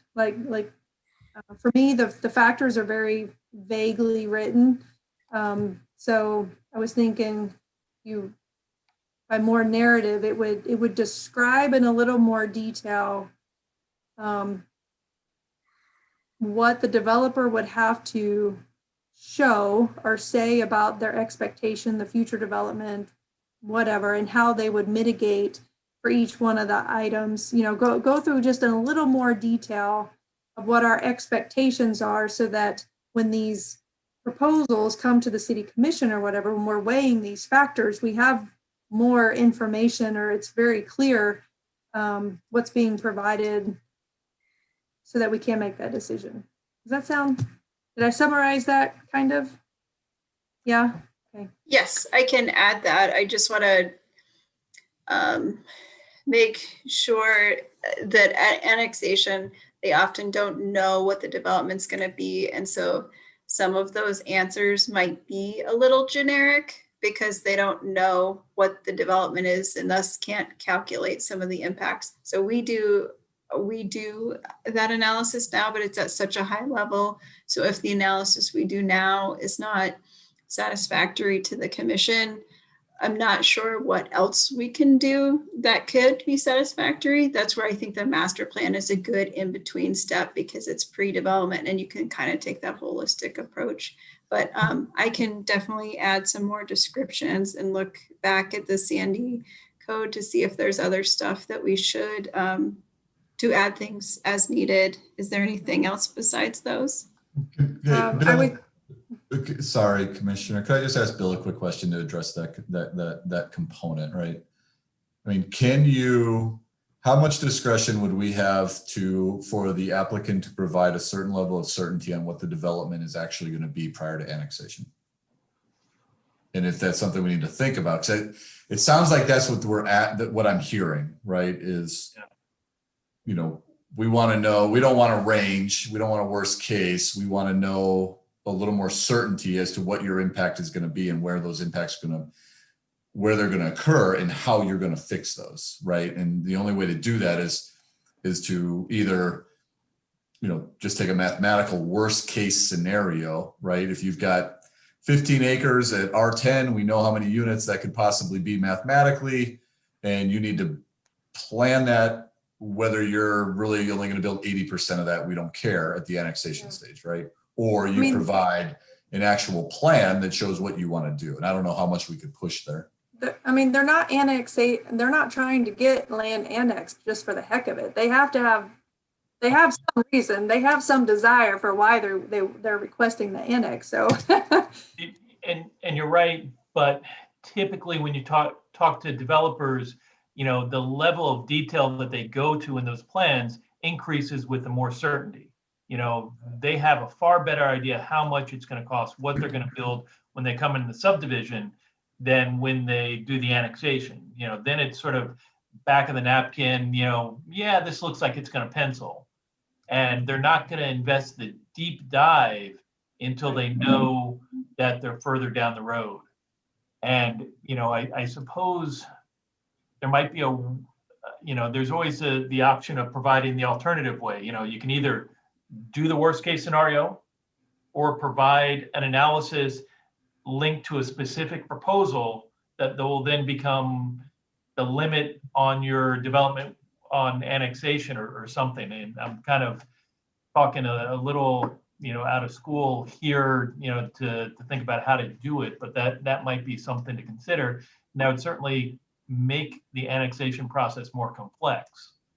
Because I think, you know, a lot of what we see, well, and it complicates it too, because traditionally we've seen low density residential, which had 10,000 square foot lots, 8,000 and 6,000, right? So there was this range of densities that could be applied for after the fact. Now we have concept plans, which provide a little bit more clarity. But, you know, and going on Bill's thing, you know, maybe part of this is you're going to assume the most dense development, or you're going to show us what you want to do, right? Because then if we require them to use the most dense, even if they're not going to do that, at least you're capturing that in the analysis. I'm not sure if that, I guess I'm just looking for some guidance if we're, you know, do any of those sound like they start to address your concerns? And just to clarify, we do that analysis at a high level, assuming the reasonable worst case density already within that. And all of our master plans also do the same. They assume full build out of the city at the reasonable worst case scenario density as well. I guess I'm just going to recommend that you proceed the way Commissioner Lyle Smith outlined it. And one of the factors, again, that I've had a concern about for the last 20 years is the land getting completely stripped before it comes into the city. And I keep trying to explain to people I know in the development field, you leave it, you get much more bonus points, or so to speak, to try to develop. So it's not just your typical, you know, street here, street here, street here, but you could do something that's even more conceptual and would be so different, kind of like what we're talking about in the South End Road area. And I know we can't tell people to prohibit them from clear cutting their land, particularly if it's zone farm forest, which we don't have any in the UGB. But, you know, other cities say, look, if you strip your land, you don't get to come in. So don't do it. We did add that factor this past year with our code amendments regarding tree removal. Is that sufficient? Yeah, Or are you looking I'll for look at it something again. else? But anyway, so I think we've beat this horse to death. Can I ask a clarifying question? There was so I'll add more narrative to those, and we'll think about that. Rewatch this a little bit to understand. There was questions regarding doing historic or natural resource studies. Is that something I should incorporate as well? No, or what are I we said was feeling I took comfortable? that back. I didn't mean the word survey. Okay. What I meant was they need to be identified. So if we know that there's something that it's in the county, then it needs to translate over to our jurisdiction. Or if we are aware by a citizen saying, by the way, did you know that was the historic Livesey House or the historic Thimble Creek Ranch? We need to know that, even just so that we're not missing something. Or, you know, there's a grove of trees here that provide habit. I mean, it's not a survey, but it needs to be identified in some way. That's what they're saying in the Sandy stuff. Make sure that that's identified. So I'm not asking for, I'm not suggesting a survey. I used the wrong word, sorry. Okay, we do the historic designated structures, so we do include that, but that's not in our factors, so we can add something for that. Are you looking for potentially eligible historic structures or ones that are designated? Well, both, because we're now at the 50 marks threshold. So lots of stuff is coming in that we wouldn't have considered 10 years ago, but it also deals with natural resources, streams. You know, if they're on the property, we need to know that. It's not necessarily a survey. I mean, you can look at an aerial and say, oh gosh, look at, there's a creek running through here. What is that? So that it doesn't get missed when we're looking at the, sorry, I think that's what Sandy was trying to get at, is we need to know as much as possible without glossing over it. And okay, because our overlay districts do go to the UGB as well. So this is just a layer to confirm that we've caught everything in the overlay districts. Is that the intent? Okay. Yeah. The other things I heard, I mean, I did like the idea of the concentric circles that was discussed. That was an idea that Commissioner McGriff brought up before as an idea of something to consider. I thought it sounded logical to me. So I don't know if that's something to look into. I do like the idea of dropping the master plan acreage from 10 to 5. We can at least start there. I mean, it's going to go to conversation and planning commission and everywhere else for comment. So it could be changed, but let's start with the lower one and then see how it makes through the public comment and input from others. That's my take on it anyway. Other commissioners can chime in. I agree on that. All right. Hopefully you have enough. I would say, I guess the last comment I would say is I feel like there's lots of stuff that you have said, Ms. Turway, to us tonight about, well, we do this and we do that and we do this analysis and this is what we look at. And I think that is part of the narrative that we're looking for, that you would add in that says, we're going to do an analysis on these things and we're doing the worst case scenario, or however you want to explain it, when we're evaluating these criteria. You know what I mean? Like, it's that type of narrative to me that I think would just add more clarity about what's happening when we're evaluating and doing those factors. So we got through that in like an hour and a half. One final. Yeah. Sorry. Go figure. Just about timing. So is the commission looking forward for me to move forward as quickly as possible and to stick to that timeline that was identified as closely as I can, or to really vet this and come back with revised language before we proceed forward?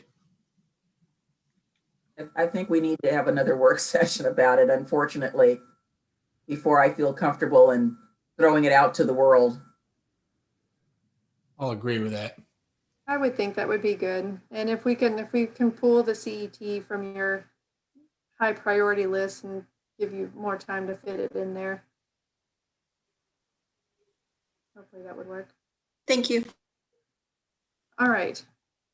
So the other item in general business, we were going to pull up the water board tree removal, then we have the consent agenda, and then communications. Does anybody have a desire to take a 5-minute break, or do we want to push forward? 5-minute break, and then we can approve the consent agenda and come back to that if that's okay with you. I think that would be a good plan. Fine with me. So we're going to take a 5-minute break. Everybody stretch your legs and get something to drink, and we'll come back and pick up with the general business.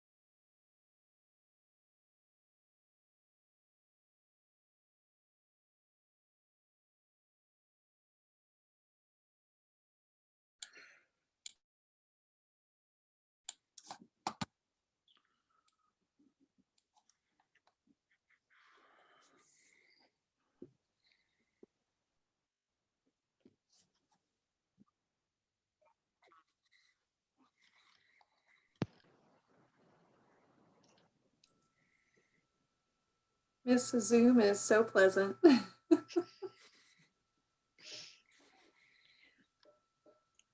right, so we're waiting on Commissioner McGriff.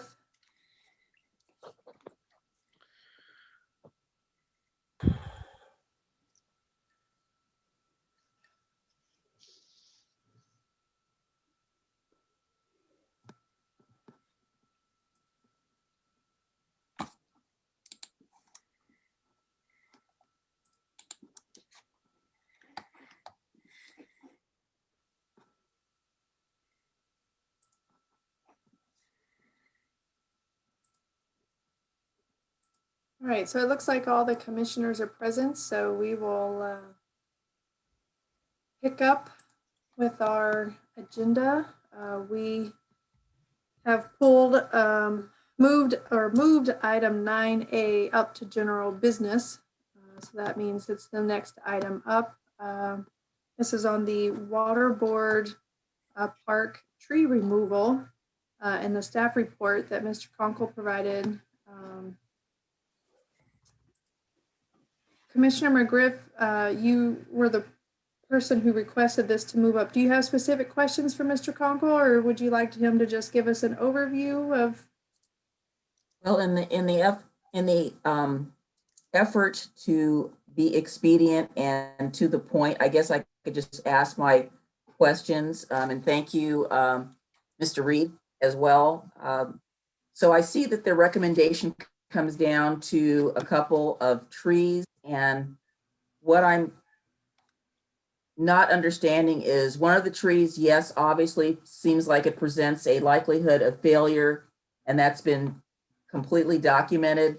The other tree, not, although not native, apparently has a low risk, and I'm wondering why we need to take that out. And I would say just leave it and take out the one that's the problem. I do appreciate the fact that the city was able to document that the problem trees that were identified by the property owner were not on our property or in our city park, and so that was their responsibility. Because when I first started reading this, I was getting a little alarmed. If there's any, salvageable wood in that, obviously, going with our plan of having it reused in some way or stuff made out of it is fine with me, but that's my question.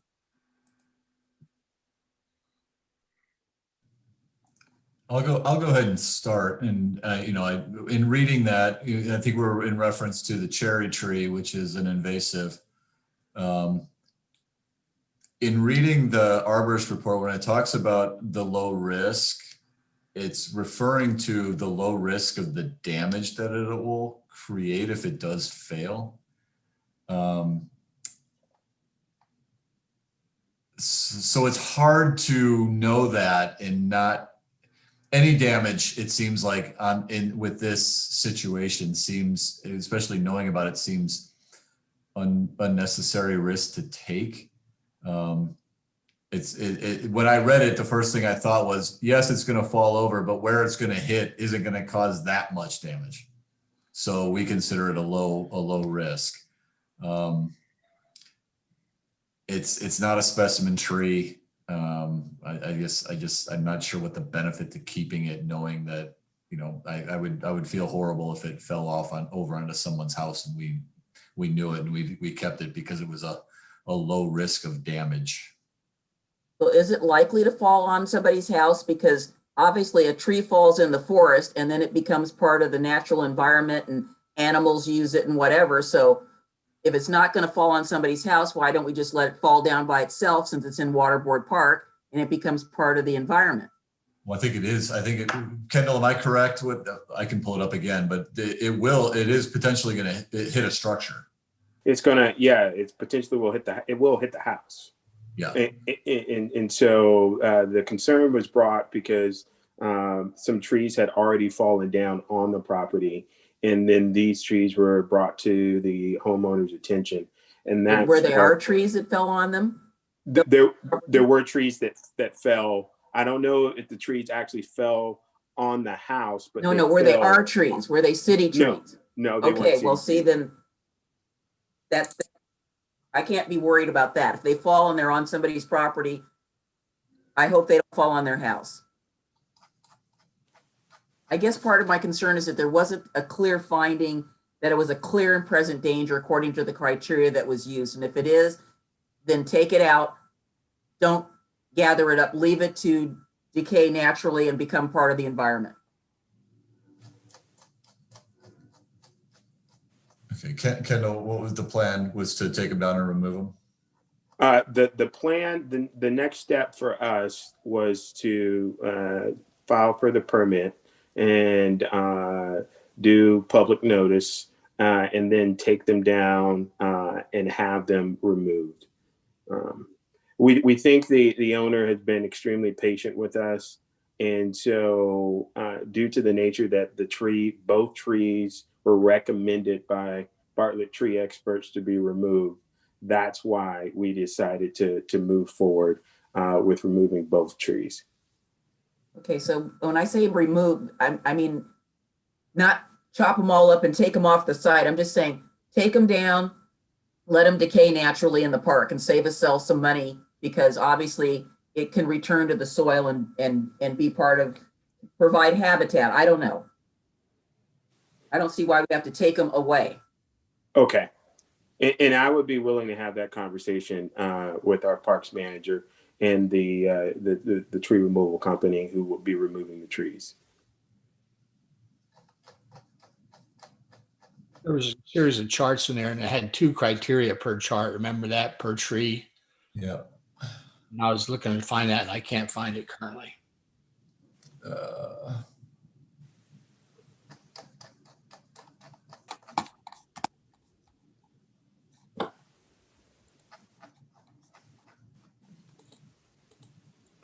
I think Could it was in become mulch or something. it was in the supplemental,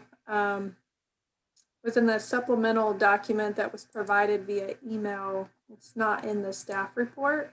Was it the Urban Forest Pro document? That sounds right.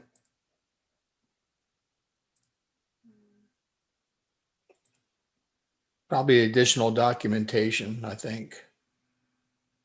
Yeah, I see cherry. It says removal, rope control, tree removal. This includes removing tree and cutting the stump close to the ground as possible unless stated otherwise. We'll also take away all chipperable debris. Removing and cutting up the non-chipperable wood is an additional fee. So would it cost us left just to take it down and leave it and let it just decay naturally, become part of the environment? I think it would cost us less if we did just leave it and just have them cut it down. If it isn't going to roll on somebody's house, I mean, you know, little critters might use it for food and habitat. So Yeah, I don't have a strong opinion on this either way. I mean, I feel like we're in the weeds on, and I'm gonna let staff and parks decide what to do with trees, you know, that come down or need to be taken down. I think the policy question here is about the removal of trees, their risk to falling on someone's personal property.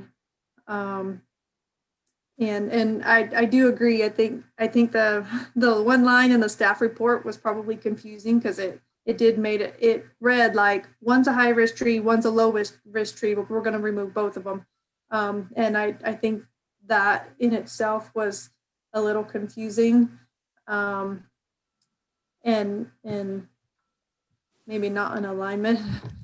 I think I found what Commissioner O'Donnell was referencing. This is the discussion of the tree number 2, which is the cherry. Mm-hmm. Cherry was in poor condition. What page is that? Page 9 of the Oregon City Spring Street Tree Risk Assessment, July 2020. In the discussion, Okay. Structural defect in the form of dead branches, codominant leaders, and unbalanced crown, excessive loading from vine growth, and trunk lean can increase the likelihood of failure. Here's the part that concerned me. In spite of the high likelihood that the whole tree failure would impact the house, the tree's relatively small side would lead to minor damage, which was why the risk rating came out as low. This might be an unacceptable level of risk for the city, however. So, Yeah. Okay. this seems very straightforward. Okay, well, I mean, if we can make a finding according to the charter, it talks about removal and stuff in charter parks, then I'm willing to make a motion that we approve this. I guess I'm not necessarily asking for approval. If this was an update. Okay, well, I'm saying that I do want to give you approval because I'm not satisfied with the way their commission report was. That's why I was asking all the questions, and which is why I asked it to be pulled, because it was not clear. And if you look at the charter, it's talking about, we're talking about a clear and present danger. So we need to be responsible to our constituents. I've had 4 people call me about this. So obviously we got our tree people and they're looking at this. So I just want to circle back and make sure we are specific about why we're taking them down.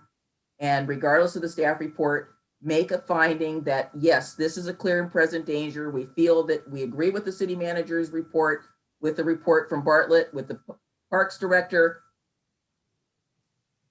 I just want to be responsible. I think we are. I think, I think we're all in agreement. We I'd don't, like to entertain a motion. That's certainly acceptable. It's your discretion. Mr. Kabizman, you have a comment? Sorry, let me unmute myself. So this is in the communications portion of the agenda. Under the charter, the manager has the authority to manage the city, including the parks.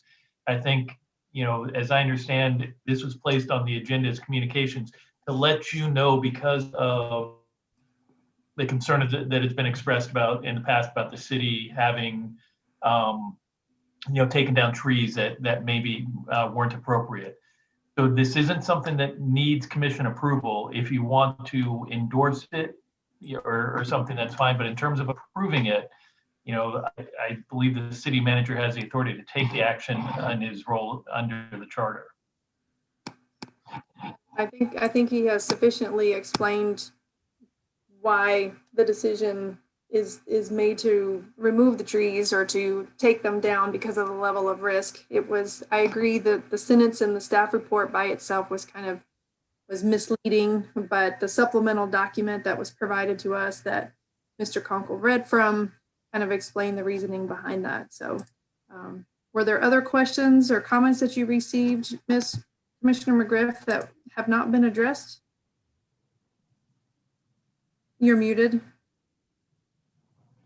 We needed to make sure that we defined that it was a clear and present danger, which again, if you just read the report, the staff report, it wasn't outlined there. That was my concern. Tying loose ends together, trying to be responsible, because we now have a requirement about trees being removed on city-owned property, tying it back, not trying to tie the city manager, park director's hands, just trying to be responsible to the community and why we're doing it. So I'm supportive of endorsing your recommendation. Like I said, if we can cut some costs and not have the trees removed, just leave them and let them rot.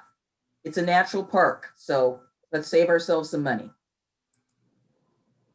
Okay, Ms. Riggs, can you add that supplemental document that was emailed to us, the evaluation of the trees? Can we add that to the record and add that to the documents for this item? Yes, they will be added to the record. Okay.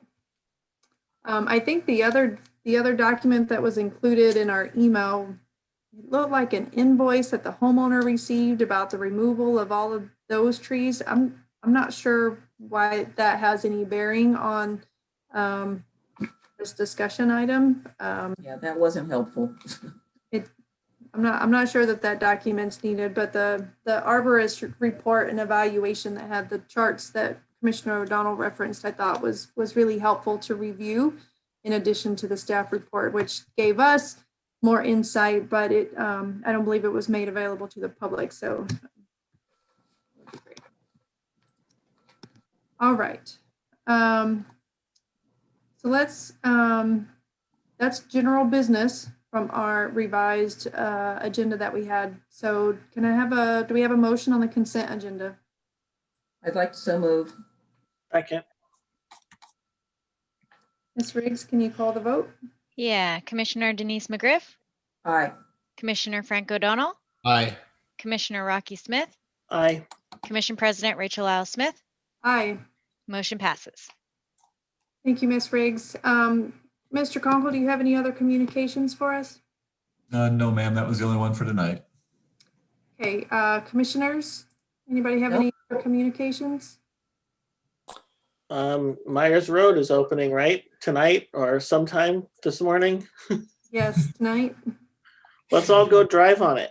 You gotta go head over there next. Let's go. Yeah.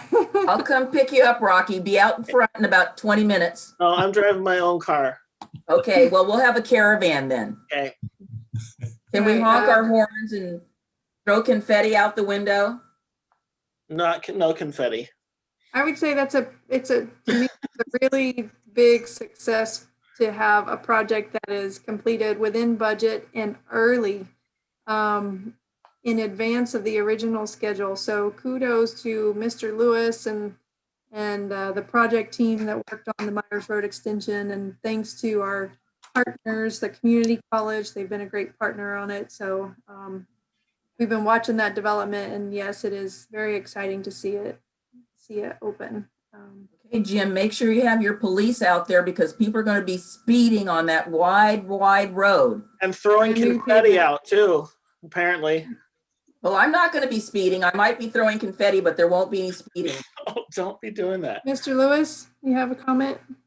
Well, enjoy the road for sure. And thank you for that. There's been a lot of effort to put into that. We'll send you a little email just to kind of wrap that up in terms of information. But I just really want you all to be on the watch out for a video that we put out that stars Commission President Rachel Lyle Smith. I thought she did a really good job with that. So that should be out tomorrow. So, Yep, so posted that. we had to cancel our ribbon cutting. So Rachel got to be the star of the show. Yep. Yes, Yeah. that's true. Yep. And Chief Band, I'm sure you're going to make sure the officers know about that 30-mile-an-hour speed limit that's posted on there. I've already gotten a question about it, what the speed limit was going to be. So I'm texting Justin Young right now. Actually, they're going to be looking for people who are offensive littering and pulling those Yeah, people that's over. right. I'll let you know if I'm going to be out there littering. all right, Commissioner O'Donnell. I'd say just a couple things. I want the people to know that much of what this commission does, whether it be urban renewal and those multiple discussions we've had in multiple meetings, whether it be annexations or maybe it be OC 2040, that's all about what this city will look like in the future. And we're trying to not do this piecemeal, to try to have a total approach to what do we want. And that's where the OC 2040 thing, I think that's going to integrate both the urban renewal discussion and the annexations. On a more fun note, I'd ask Jim Band maybe to talk about the light show that the police department put on, which was absolutely phenomenal, using their patrol. That was really cool. So Jim, if you can direct people to where to find that, that is well worth watching. You know, it's this. We have a YouTube. I would not know how to direct you to it. I I want know you you to can go play to our it. social. What's that? Katie, maybe Katie can play it. Or put it on the Oregon City website. I know it's on our social media, Facebook and our Instagram. You can get to it. I think Kristen also put it out. I don't know what and we're that was- talking about, Rocky. Oh, we need to play it. No, it's outstanding. That was Officer Brian Willard. He's one of our officers who's just really good with that sort of stuff and put that thing together. It took him, I've had some questions about how long it took him to put that together. And I asked him about the editing and it took him about 7 hours. Yeah. But we've gotten some really good feedback on it. And as far as New Zealand, so it's kind of fun. Well, it'll definitely be better than our dance moves that we had there a couple of years ago. We got shamed on that one. Those were good. All right, so if we So I don't, still don't know what we're talking about. Well, I'll send you a link to it. You Commissioner said we McGriff. did a light show? What? yeah. Oh, Just you'll love it. get the I'll link. send it to you. I know I'll love it, but what is it? It's a Christmas video. that, Oh, okay. Well, that's all you had to say. It's a Christmas yeah. video. All right. Yeah, that's Yeah. good. I think to Christmas music, using police vehicles and the lights on those vehicles to illuminate with the Christmas music. In front of the sing elevator. along with car lights. Don't make me sorry I brought it up. You're not already? I am. All right. So I think this is our last official meeting of 2020. So it's worthy of some excitement of probably ending 2020, going out on a good note with all of us being able to have a few laughs and congratulate our public works on that project, talking about Christmas lights with the police department. It's been a big year and we've all been through a lot. And I think we're all looking forward to 2021. I'm excited about it. Let's keep our momentum going. We've got a good team and I think onward and upward for 2021. And I just want to wish you all a happy holiday and enjoy your time.